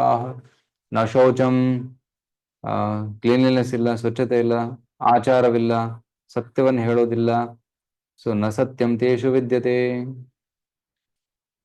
ಇದು ಹಲವಾರು ಇದೆ. ಅಸತ್ಯಂ ಅಪ್ರತಿಷ್ಠಂ ತೇ ಜಗದಾಹುರನೀಶ್ವರಂ ಅಪರಸ್ಪರ ಸಂಭೂತಂ ಕಿಮನ್ಯತ್ ಕಾಮ ಹೈತುಕಂ. ಈ ರೀತಿ ಈ 16ನೇ ಅಧ್ಯಾಯ ಓದಿದ್ರೆ ಏನು ಒಳ್ಳೇದು ಏನ್ ಕೆಟ್ಟದ್ದು ಅನ್ನೋದು ಕ್ಲಿಯರ್ ಆಗಿ ಗೊತ್ತಾಗುತ್ತೆ. ಇವನ್ 17 ಚಾಪ್ಟರ್ಲು ಕೂಡ ಗೊತ್ತಾಗುತ್ತೆ ಏನ್ ತಿನ್ಬೇಕು ಏನ್ ತಿನ್ಬಾರ್ದು, ಯಾರಿಗೆ ದಾನ ಕೊಡಬೇಕು ಯಾರಿಗೆ ಕೊಡಬಾರ್ದು, ಯಾವ ರೀತಿ ತಪಸ್ಸನ್ನ ಮಾಡಬೇಕು ಯಾವ ರೀತಿ ತಪಸ್ಸನ್ನ ಮಾಡಬಾರದು. ರೈಟ್. ಸೊ ಎಲ್ಲ ಅನ್ಕೊಂಡು ದಾನ ದಮಶ್ಚ ಯಜ್ಞಶ್ಚ ಸ್ವಾಧ್ಯಾಯಸ್ತಪಾರ್ಚಂ, ಯಜ್ಞ ದಾನ ತಪಕರ್ಮ. ಸೊ ಯಾವ ರೀತಿ ಯಜ್ಞ ಮಾಡ್ಬೇಕು, ಯಾವ ರೀತಿ ದಾನವನ್ನು ಮಾಡ್ಬೇಕು, ಯಾವ ರೀತಿ ಕರ್ಮವನ್ನು ಮಾಡ್ಬೇಕು, ಎಲ್ಲವನ್ನು ಕೊಟ್ಟಿದ್ದಾರೆ. ಸೊ ಫಸ್ಟ್ ಭಗವದ್ಗೀತೆ ಓದಿ. ಓಕೆ. ಸೊ ಭಗವದ್ಗೀತೆ ಓದಿದ್ಮೇಲೆ ಸುಮಾರು ಗೊತ್ತಾಗುತ್ತೆ. ಆದರೆ ಭಗವದ್ಗೀತೆಯನ್ನು ಹೇಗೆ ನಾವು ಜೀವನದಲ್ಲಿ ಅಳವಡಿಸ್ಕೊಳ್ಳಬೇಕು, ಅದನ್ನು ಅಪ್ಲೈ ಹೇಗೆ ಮಾಡಬೇಕು ಅನ್ನೋದನ್ನ ತಿಳ್ಕೊಳ್ಳೋದಕ್ಕೆ ಗುರುಗಳು ಬೇಕು. ಓಕೆ. ಸೊ ಗುರುಗಳ ಸಂಪರ್ಕದಲ್ಲಿರಿ. ಸೊ ಏನಾದರೂ ಸಂಶಯ ಬಂದಾಗ ಕ್ಲಾರಿಫೈ ಮಾಡ್ಕೋಬೇಕು. Okay. So first step is read Bhagavad Gita. So ನಮ್ಮ ಭಕ್ತರು ನೀವು ಸುನಿಲ್ ಪ್ರೋಗೆ ಹೇಳಿದರೆ ಅವರು ನಿಮಗೆ ಭಗವದ್ಗೀತೆಯನ್ನು ಕಳಿಸ್ಕೊಡ್ತಾರೆ, ನೀವು ಓದೋಕೆ ಸ್ಟಾರ್ಟ್ ಮಾಡಿ. ಓಕೆ. ಹರೇ ಕೃಷ್ಣ. ಎಸ್ ಪ್ರಭು. ನೆಕ್ಸ್ಟು ಚಿರಂಜೀವಿ LG, ದಯವಿಟ್ಟು ಅನ್ಮ್ಯೂಟ್ ಮಾಡಿಕೊಂಡು ತಮ್ಮ ಕ್ವಶನ್ನ ಕೇಳಿ. ಚಿರಂಜೀವಿ LG. ಹಲೋ, ಎಸ್ ಕೇಳಿಸ್ತಿದೆ ಮಾತಾಡಿ. ಚಿರಂಜೀವಿ ಕೇಳಿಸ್ತಾ ಇದೆ. ನಾವು ಭಗವದ್ಗೀತೆನ ದಿನ ಫಾಲೋ ಅಪ್ ಮಾಡ್ತಾ ಇದೀವಿ. ಹಲೋ, ಭಗವದ್ಗೀತೆನ ಡೈಲಿ ಫಾಲೋ ಅಪ್ ಮಾಡ್ತಾ ಇದೀವಿ ಪ್ರಭು. ಓದ್ತಾ ಈಗ ಇದ್ದೀರಾ? ಓದ್ತಾ ಇದೀವಿ ಪ್ರಭು. ಗೀತಾ ಸಾರದಲ್ಲಿದೆ, ಪ್ರತಿಯೊಂದು ಕಾರ್ಯನು ಮಾಡ್ಬೇಕು, ಅದನ್ನ ಕೃಷ್ಣ ಪ್ರಜ್ಞೆಯಲ್ಲಿ ಮಾಡ್ಬೇಕು. ಹಾಗೆ ಆ ಕಾರ್ಯನ ಕೃಷ್ಣನಿಗೋಸ್ಕರ ಸಮರ್ಪಣೆ ಮಾಡ್ಬೇಕು. ಕಾರ್ಯ ಮಾಡುವಾಗ ಕೃಷ್ಣ ಪ್ರಜ್ಞೆಯಿಂದ ಯಾವ ರೀತಿ ಇಟ್ಕೊಬೇಕು, ಕೃಷ್ಣ ಪ್ರಜ್ಞೆ ಅಂದ್ರೆ ಏನು ಅಂತ ಹೇಳಿ ಪ್ರಭು. ಆಮೇಲೆ ಪರಿಶ್ರಮ ಆಗ್ಬೇಕು, ನಮ್ಮ ಕೆಲಸವನ್ನ ನೀಟಾಗಿ ಮಾಡ್ಬೇಕು, ಫಲದ ಅಪೇಕ್ಷೆ ಇಟ್ಕೋಬಾರ್ದು. ಆಮೇಲೆ ಇದು ನೀವ್ ಹೇಳಿದ್ರಲ್ಲ ಆ ರೀತಿ ನಾವು ಇದು ಅಹಂಕಾರ ಇದ್ ಮಾಡಬಾರ್ದು ಅಂತ. ಅಂದ್ರೆ ಇದು ಕೃಷ್ಣ ಪ್ರಜ್ಞೆಯಲ್ಲಿ ಮಾಡ್ಬೋದಾ ಅಥವಾ ಮಾಡಬಾರ್ದಾ? ಸೊ ಕೃಷ್ಣ ಪ್ರಜ್ಞೆ ಅಂದ್ರೆ ಏನು? ಕೃಷ್ಣನ ಚಿಂತನೆ ಮಾಡುತ್ತಾ ಕೃಷ್ಣನಿಗೆ ಎಲ್ಲವನ್ನ ಸಮರ್ಪಣೆ ಮಾಡುವುದು ಅಂತ ಅರ್ಥ. ಓಕೆ. ಪ್ರಜ್ಞೆಯಲ್ಲಿ ಕೃಷ್ಣ ಇರಬೇಕು, ಕೃಷ್ಣನ ಬಗ್ಗೆ ಪ್ರೀತಿಯ ಭಾವನೆ ಇರಬೇಕು, ಅದು ಕೃಷ್ಣ ಪ್ರಜ್ಞೆ. ಸೊ ಕೃಷ್ಣ ಪ್ರಜ್ಞೆ ಎಲ್ಲಿ ಹೇಳ್ತಾನೆ ಭಗವದ್ಗೀತೆಯಲ್ಲಿ? ಕೃಷ್ಣ ಹೇಳ್ತಾನೆ ಹಲವಾರು. ಮಾಂ ಅನುಸ್ಮರ ಯುದ್ಧ ಚ, ನನ್ನ ಚಿಂತನೆ ಮಾಡುತ್ತಾ ಯುದ್ಧ ಮಾಡು ಅಂತ ಹೇಳ್ತಾನೆ. ಅಂದ್ರೆ ನನಗೋಸ್ಕರ ಯುದ್ಧ ಮಾಡು ಅಂತ ಹೇಳ್ತಾನೆ ಕೃಷ್ಣ. ಮತ್ತೆ ಇನ್ನೊಂದ್ ಕಡೆ ಹೇಳ್ತೇನೆ ಮನ್ಮನಾ ಭವ ಮದ್ಭಕ್ತೋ, ಮನಸ್ಸಿನಲ್ಲಿ ನನ್ನ ಧ್ಯಾನ ಮಾಡ್ತಾ ಇರು, ನನ್ನ ಭಕ್ತನಾಗು ಅಂತ ಕೃಷ್ಣ ಹೇಳ್ತಾನೆ. ಮತ್ತೆ ಎಲ್ಲವನ್ನ ಕೃಷ್ಣನಿಗೆ ಸಮರ್ಪಣೆ ಮಾಡು ಅಂತ ಹೇಳ್ತಾನೆ. ಯತ್ ಕರೋಸಿ ಯದಶ್ನಾಸಿ ಯಜ್ಜುಹೋಷಿ ದದಾಸಿ ಯತ್ ತಪಸ್ಯಸಿ ಕೌಂತೇಯ ತತ್ಕುರುಸ್ವ ಮದರ್ಪಣಂ. ನಾವು ಏನು ತಿಂತೀವಿ ಅದನ್ನ ಫಸ್ಟ್ ಭಗವಂತನಿಗೆ ಅರ್ಪಣೆ ಮಾಡಿ ಪ್ರಸಾದ ರೂಪದಲ್ಲಿ ನಾವು ಸ್ವೀಕರಿಸಬೇಕು. ಏನು ಕಾರ್ಯ ಮಾಡ್ತೀವಿ ಅದನ್ನ ಭಗವಂತನಿಗಾಗಿ ಕಾರ್ಯವನ್ನು ಮಾಡಬೇಕು. ಯತ್ ಕರೋತಿ ಯದಶ್ನಾಸಿ ಯಜ್ಜುಹೋಷಿ ದದಾಸಿ ಯತ್. ಯಾವುದೇ ಯಜ್ಞವನ್ನ ಮಾಡಿದ್ರು ಭಗವಂತನಿಗೋಸ್ಕರ ಮಾಡ್ಬೇಕು, ಏನೋ ದಾನ ಮಾಡಿದ್ರು ಅದು ಭಗವಂತನಿಗೆ ದಾನ ಮಾಡ್ಬೇಕು ಅಂತ ಹೇಳ್ತಾರೆ. ಎಲ್ಲವನ್ನ ಕೃಷ್ಣನಿಗೆ ಕೃಷ್ಣ ಪ್ರಜ್ಞೆಯಲ್ಲಿ ಮಾಡಬೇಕು ಅಂತ ಹೇಳ್ತಾರೆ. So that's called Krishna consciousness. So ನೀವೇನಾದ್ರೂ ಕರ್ತವ್ಯ ಮಾಡಿದ್ರೆ ಇದು ಭಗವಂತನಿಗೆ ಸಂತುಷ್ಟಿಯನ್ನು ಒದಗಿಸಲಿ, ಭಗವಂತ ಈ ಕಾರ್ಯದಿಂದ ಸಂತುಷ್ಟನಾಗಲಿ ಅಂತ ಭಾವನೆ ಇರಬೇಕು. ಕಾರ್ಯ ಮುಗಿದ ಮೇಲೆ ಆ ಕಾರ್ಯದ ಫಲವನ್ನ ಭಗವಂತನಿಗೆ ಸಮರ್ಪಣೆ ಮಾಡ್ಬೇಕು. ರೈಟ್. ಉದಾಹರಣೆಗೆ ಸಪೋಸ್ ನೀವು ಜಾಬ್ ಮಾಡ್ತಾ ಇದ್ದಾರೆ, ತಿಂಗಳ ಮುಗಿದ ಮೇಲೆ ನಿಮ್ಗೆ ಸ್ಯಾಲ್ರಿ ಸಿಗುತ್ತೆ, ಸಂಬಳ ಸಿಗುತ್ತೆ. ಕರೆಕ್ಟ್. ಆ ಎಸ್ ಪ್ರಭು. ಸಂಬಳ ಏನು ಕರ್ಮಫಲ ಅದು. ಹಾ ಪ್ರಭು. ಆ ಸಂಬಳದ ಕೆಲವೊಂದು ಭಾಗವನ್ನು 10%, 5%, ಎಷ್ಟು ಅನುಕೂಲ ಆಗುತ್ತೋ ಅಷ್ಟು ಭಗವಂತನಿಗೆ ಸಮರ್ಪಣೆ ಮಾಡಿ. ರೈಟ್. ಯಾವ ರೀತಿ ಪ್ರಭು? ಹಾ, ಯಾವ ರೀತಿ ಸಮರ್ಪಣೆ ಮಾಡಬೇಕು? ಯಾವ ರೀತಿ? ಎಸ್. ಸೊ ದೇವಸ್ಥಾನಕ್ಕೆ ಕೊಡ್ಬೋದು, ರೈಟ್, ಹಾ ಪ್ರಭು. As A donation. ಗ್ರಂಥ ವಿತರಣೆ ಮಾಡ್ಬೋದು, ಭಗವದ್ಗೀತಾ ವಿತರಣೆ. ನಮ್ಮ ಭಕ್ತರು ಗೀತಾ ಜಯಂತಿ ಪ್ರಯುಕ್ತ ಸುಮಾರು 5,000 ಭಗವದ್ಗೀತೆ ವಿತರಣೆ ಮಾಡಿದ್ರು. ಅದಕ್ಕೆ ತುಂಬಾ ಜನ ದಾನ ಕೊಟ್ಟಿದ್ರು. ಸೊ ಗೀತಾ ವಿತರಣಾ, ಪ್ರಸಾದ ವಿತರಣಾ, ವಿಗ್ರಹ ಸೇವೆ, ಯಾವುದೇ ಸೇವೆಯಲ್ಲಿ ಭಗವಂತನಿಗೆ ನೇರವಾಗಿ ಆ ಸೇವೆಯಲ್ಲಿ, ಅಥವಾ ಮಂದಿರ ನಿರ್ಮಾಣ ಸೇವೆ, ಈ ರೀತಿ ಹಾ ಪ್ರಭು. ಆ ಕರ್ಮ ಫಲವನ್ನ ಭಗವಂತನಿಗೆ ಅರ್ಪಿಸಬೇಕು. ಕೆರೆಯ ನೀರನ್ನು ಕೆರೆಗೆ ಚೆಲ್ಲಿ ವರವ ಪಡೆದವರಂತೆ ಬಾಳಿರು. ರೈಟ್. ಕೆರೆ ನೀರನ್ನ ತಗೊಂಡು ಕೆರೆ ನೀರಿಗೆ ಚೆಲ್ತೀವಿ. ಸೊ ಭಗವಂತ ನಮಗೆ ಏನ್ ಕೊಟ್ಟಿದ್ದಾನೆ ಅದನ್ನ ಭಗವಂತನ ವಾಪಸ್ ಕೊಡ್ತೀವಿ. ರೈಟ್. ಅದೇ ಪ್ರಭು. ಅದೇ Yes, ಭಕ್ತಿ. ಪ್ರಭು. ಓಕೆ. ಸೊ ಈ ರೀತಿ Okay. ಕರ್ಮಾರ್ಪಣೆಯನ್ನು ಮಾಡ್ಬೇಕು ಭಗವಂತನಿಗೆ. Right. So Thank you, Prabhu. So ಯಾರಿಗಾದ್ರೂ ಏನು ಸೇವೆ ಮಾಡೋ ಇಚ್ಛೆ ಇದ್ರೆ ನಮ್ಮ ಡಿವೋಟೀಸ್ ಒಂದು ಲಿಂಕ್ ಕಳಿಸ್ತಾರೆ. ಸೊ ನೀವು ಗೀತಾ ದಾನಗೋಸ್ಕರ ಅಥವಾ ಯಾವುದೇ ಒಂದು ಸೇವೆ ಮಾಡ್ಬೇಕಂದ್ರೆ ಅಲ್ಲಿ ಲಿಂಕ್ ಅಲ್ಲಿ ನೀವು ಸೇವೆ ಆನ್ಲೈನ್ ಅಲ್ಲೇ ಮಾಡ್ಬೋದು. ಖಂಡಿತ ಮಾಡ್ತೀವಿ Prabhu. Okay. Hare Krishna. Thank you. Hare Krishna. ಧನ್ಯವಾದಗಳು ಪ್ರಭು. ಈಗ ಭರತ್ HM, ದಯವಿಟ್ಟು ಅನ್ಮ್ಯೂಟ್ ಮಾಡಿಕೊಂಡು ಕ್ವಶನ್ಸ್ನ ಕೇಳಿ. ಭರತ್ HM.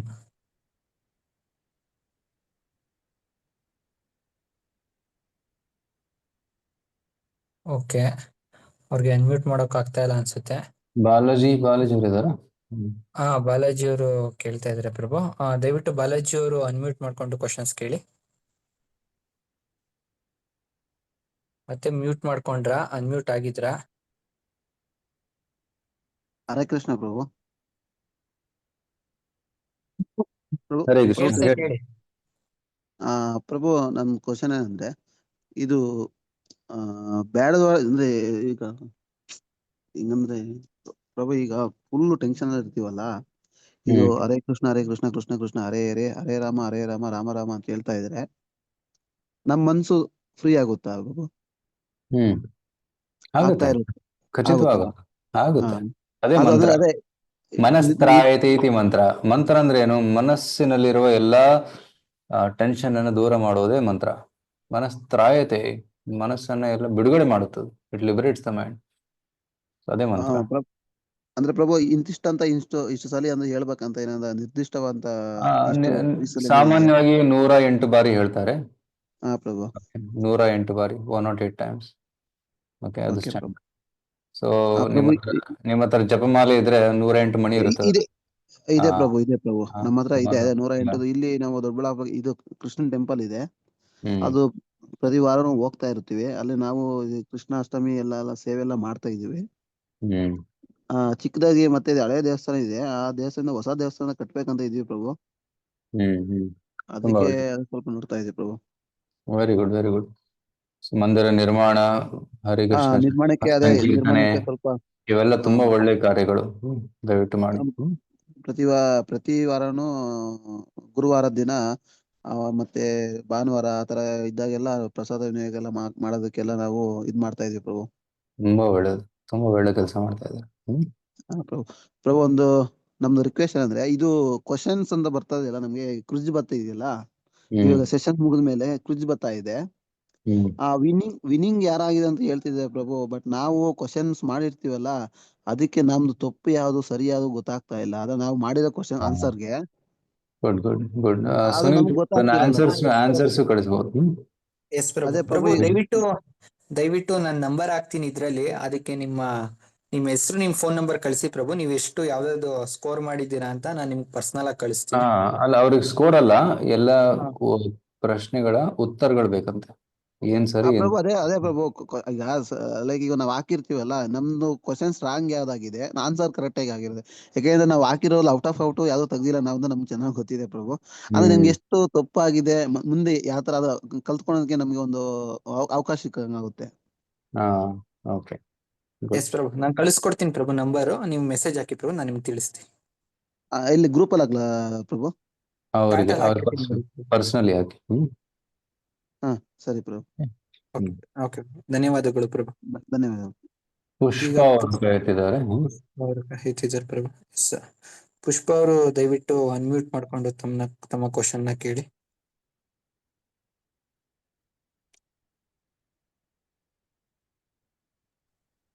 ಹಲೋ.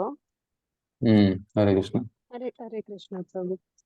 ಪ್ರಭು ನನ್ ಕ್ವಶನ್ ಏನಿಲ್ಲ ಪ್ರಭು, ಯೂಟ್ಯೂಬ್ ಅಲ್ಲಿ ಒಂದು ವಿಡಿಯೋ ನೋಡಿದೆ ಪ್ರಭು. ಅದರಲ್ಲಿ ವೈಕುಂಠ ಲೋಕ ಅಂತ ಇದೆ, ಆಮೇಲೆ ಆಮೇಲೆ ಅತಲ ವಿತಲ ಸುತಲ ತಲಾತಲ ಲೋಕಗಳಿದಾವೆ, ಆಮೇಲೆ ನರಕ ಲೋಕ ಇದೆ, ಸ್ವರ್ಗಗಳು, ತುಂಬಾ ಲೋಕಗಳು ಮಧ್ಯದಲ್ಲಿ ನಮ್ದು ಒಂದು ಲೋಕ ಇದೆ ಅಂತ ಒಂದು ತಿಳ್ಕೊಂಡು, ಅದು ಲೋಕಗಳು ಅದು ಅರ್ಥ ಆಗಿಲ್ಲ ಪ್ರಭು, ಸ್ವಲ್ಪ ಹೇಳ್ತೀರಾ?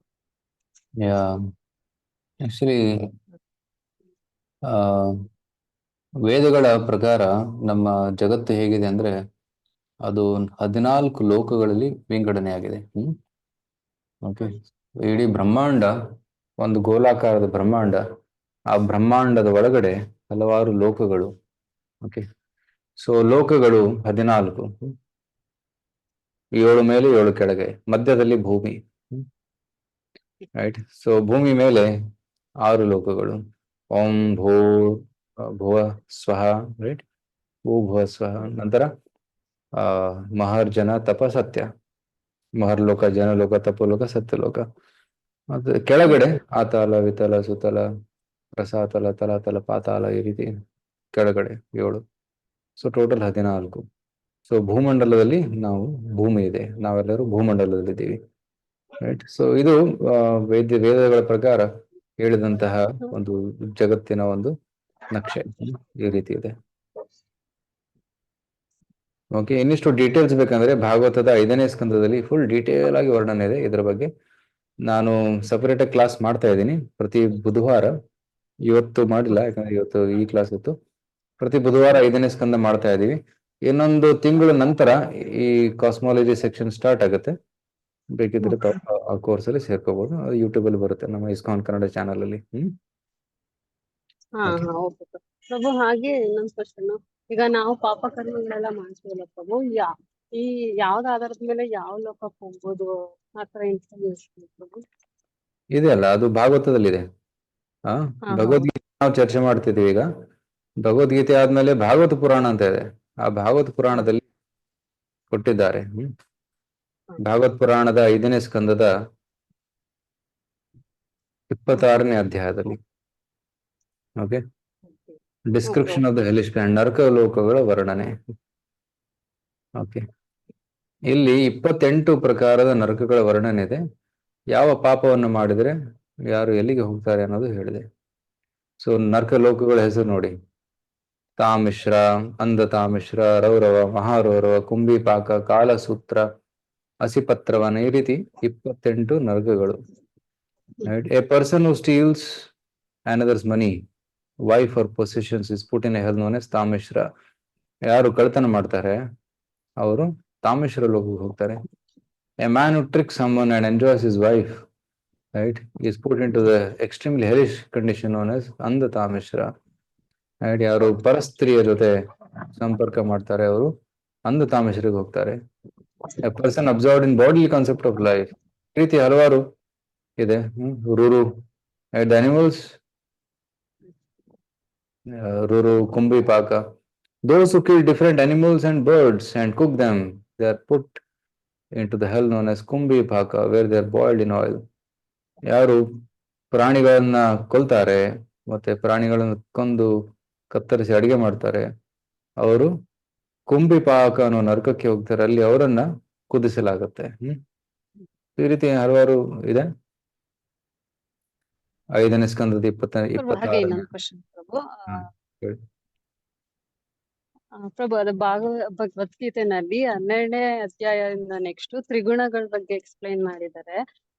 ತ್ರಿಗುಣಗಳ ಬಗ್ಗೆ ತಮೋಗುಣ, ಸತ್ವಗುಣ, ರಜೋಗುಣ, ಸ್ವಲ್ಪ ಎಕ್ಸಾಂಪಲ್ಸ್ ಹೇಳಿ ಪ್ರಭು. ಯಾಕಂದ್ರೆ ನಾವು 3 ಗುಣಗಳಿಂದ ಮಿಕ್ಸ್ ಆಗಿ ದಿನದ ಕಾರ್ಯಗಳು ಮಾಡ್ತಾ ಇರ್ತೀವಿ ಅಂತ, ಅದ್ ಹೇಗೆ ನಮ್ಗೆ ಪ್ರಕಟ ಆಗುತ್ತೆ, ನಾವ್ ಅದೇ ಸರಿ ಮಾಡ್ಕೋಬೇಕು ಪ್ರಭು? ಸೊ ಇದು ನಿನ್ನೆ ಪ್ರಶ್ನೆಗೆ, ನಿನ್ನೆ ಸಬ್ಜೆಕ್ಟಿಗೆ ಕನೆಕ್ಟ್ ಆಗಿದೆ. ನಿನ್ನೆ ನಾವು ಪ್ರಕೃತಿ ಬಗ್ಗೆ ಚರ್ಚೆ ಮಾಡಿದ್ವಿ. ಪ್ರಕೃತಿ ಅಂದ್ರೆ ಮೂರು ಗುಣಗಳು. ಈ ಭೌತಿಕ ಜಗತ್ತು ಮೂರು ಗುಣಗಳಿಂದ ನಿರ್ಮಿತವಾಗಿದೆ: ಸತ್ವಗುಣ, ರಜಗುಣ, ತಮಗುಣ. ಸತ್ವ, ರಜ, ತಮ, ಇದರ ಬಗ್ಗೆ 14ನೇ ಅಧ್ಯಾಯದಲ್ಲಿ ಹೆಚ್ಚು ವರ್ಣನೆ ಇದೆ. 14ನೇ ಅಧ್ಯಾಯದಲ್ಲಿ ಈ ಮೂರು ಗುಣಗಳ ಆ ಈ ಮೂರು ಗುಣಗಳ ಪರಿಚಯ, ಕ್ಯಾರೆಕ್ಟರಿಸ್ಟಿಕ್ಸ್, ಲಕ್ಷಣಗಳನ್ನು ವರ್ಣನೆ ಮಾಡಿದ್ದಾರೆ. ಸತ್ವಗುಣದಲ್ಲಿದ್ದವರು ಸುಖವಾಗಿರ್ತಾರೆ, ಅವರು ಸಂತುಷ್ಟರಾಗಿರ್ತಾರೆ.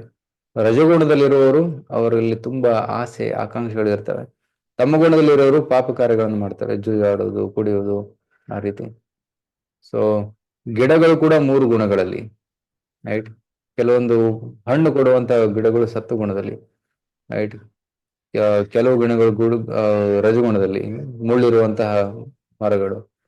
ಮತ್ತೆ ಕೆಲವು ಗಿಡಗಳನ್ನು ಮುಟ್ಟಿದರೆ ಅಲರ್ಜಿ ಆಗುತ್ತೆ, ಅಥವಾ ಕೆಲವು ಗಿಡಗಳು ಇದು ಮಾಡ್ತಾರೆ, ಏನಂತಾರೆ,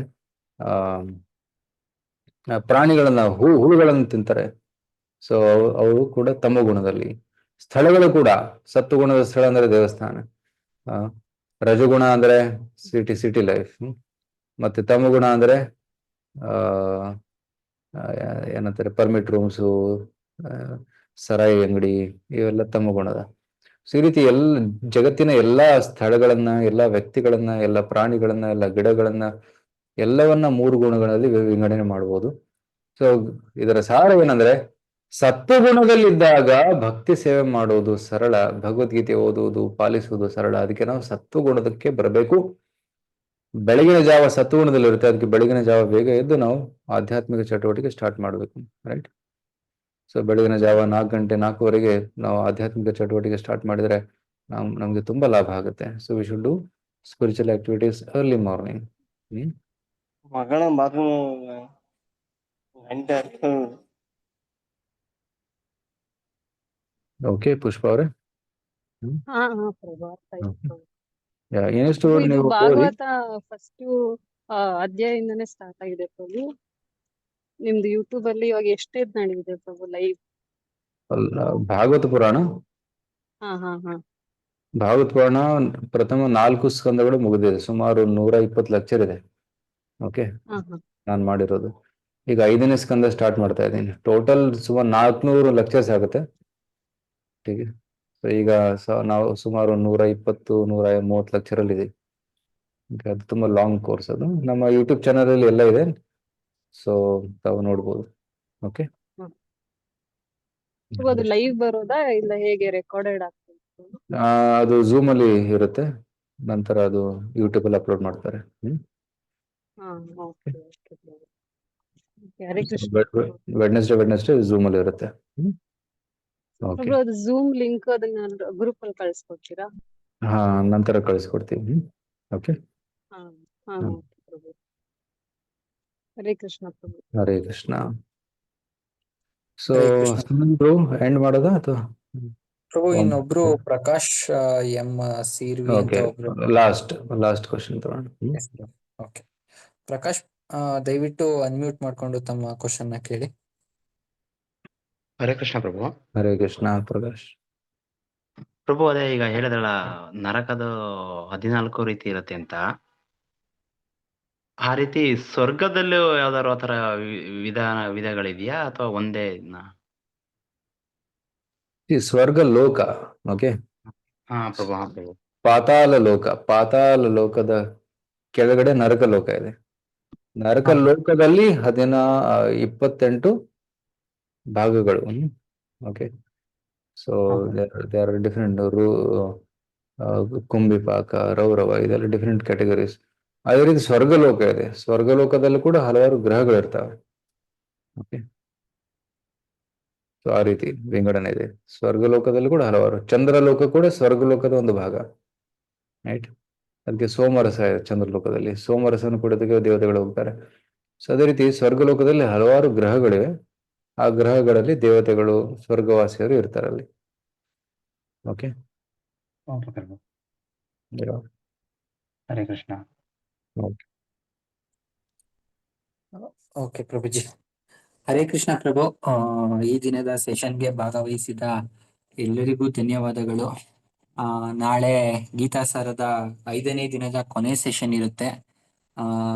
ದಯವಿಟ್ಟು ಎಲ್ಲರೂ ಜಾಯ್ನ್ ಆಗಿ, ಮಿಸ್ ಮಾಡ್ಕೋಬೇಡಿ. ನೆಕ್ಸ್ಟ್ ಫ್ಯೂಚರ್ ಪ್ರೋಗ್ರಾಮ್ ಬಗ್ಗೆನೂ ನಾಳೆ ಅನೌನ್ಸ್ಮೆಂಟ್ ಇರುತ್ತೆ, ವೆರಿ ಇಂಪಾರ್ಟೆಂಟ್ ಸೆಷನ್. ಯಾರು ಮಿಸ್ ಮಾಡ್ಕೋಬೇಡಿ, ಎಲ್ಲರೂ ಜಾಯ್ನ್ ಆಗಿ. Okay okay. ಮತ್ತೆ ಇನ್ನೊಂದು ಇಂಪಾರ್ಟೆಂಟ್ ಸೆಷನ್, ತಮ್ಮಲ್ಲಿ ಯಾರ್ಯಾರಿಗೆ ಭಗವದ್ಗೀತೆ ಬೇಕು ಅವರು ದಯವಿಟ್ಟು ನನ್ನ ನಂಬರ್ ಚಾಟಲ್ಲಿ ಹಾಕಿದ್ದೀನಿ, ಅವರು ನನ್ನ ಕಾಂಟ್ಯಾಕ್ಟ್ ಮಾಡಿದ್ರೆ ನಾನು ಅವ್ರಿಗೆ ಕಳ್ಸೋ ವ್ಯವಸ್ಥೆ ಮಾಡ್ತೀನಿ. ಇನ್ನೊಂದ್ಸರಿ ಹಾಕ್ತೀನಿ ಚಾಟಲ್ಲಿ ನನ್ನ ನಂಬರು. ಯಾರ್ಯಾರು ಭಗವದ್ಗೀತೆ ಬೇಕು ದಯವಿಟ್ಟು ಕಾಂಟ್ಯಾಕ್ಟ್ ಮಾಡಿ, ನಾವು ಅವ್ರಿಗೆ ಕಳ್ಸೋ ವ್ಯವಸ್ಥೆ ಮಾಡ್ತೀವಿ. ಕೆಲವರು ಮೆಸೇಜ್ ಹಾಕಿದ್ದಾರೆ ಭಾಗವತಂ ಬೇಕು ಅಂತ, ಭಾಗವತಂ ಬೇಕು ಅಂತ. ಕವಿತಾ MG ಅವರೇ. ಓಕೆ, ಎಸ್ ನಾನು ಅವ್ರ ನಂಬರ್ ಇದೆಯಾ? ಕವಿತಾ ಅವ್ರು ಇದಾರೆ ಇಲ್ಲಿ ಗ್ರೂಪ್ ಅಲ್ಲಿ? ಇದಾರೆ ಪ್ರಭು, ಅವ್ರನ್ನ ಅನ್ಮ್ಯೂಟ್ ಮಾಡಕ್ಕೆ ವೇಟ್ ಮಾಡ್ತೀನಿ. ಕವಿತಾ ಮಾತಾಜಿ. ಓಕೆ, ಮೆಸೇಜ್ ಮಾಡಿದೀನಿ ಪ್ರಭು. ಮೆಸೇಜ್ ಮಾಡಿದ್ರು. ಓಕೆ, ಸುನಿಲ್ ಪ್ರಭುಗೆ. ಓಕೆ ಮಾತಾಡಿ. ಹರೇ ಕೃಷ್ಣ. Okay okay Mataji. ಹರೇ ಕೃಷ್ಣ, ಎಲ್ಲರಿಗೂ ಹರೇ ಕೃಷ್ಣ. ಒಂದು ಬಾರಿ ಹರೇ ಕೃಷ್ಣ ಎಂಡ್ ಮಾಡದ ಪ್ರಭು? ಎಂಡ್ ಮಾಡಿ. Okay okay okay Prabhu. ಒಂದು ಬಾರಿ ಹರೇ ಕೃಷ್ಣ ಮಹಾಮಂತ್ರವನ್ನು ಹೇಳುತ್ತಾ ಈ ದಿನದ ಸೆಷನ್ ನ ಎಂಡ್ ಮಾಡೋಣ. ಹರೇ ಕೃಷ್ಣ ಹರೇ ಕೃಷ್ಣ ಕೃಷ್ಣ ಕೃಷ್ಣ ಹರೇ ಹರೇ ಹರೇ, ಹರೇ ರಾಮ ರಾಮ ರಾಮ ಹರೇ. ಎಲ್ಲರಿಗೂ ಹರೇ ಕೃಷ್ಣ. ಶುಭರಾತ್ರಿ.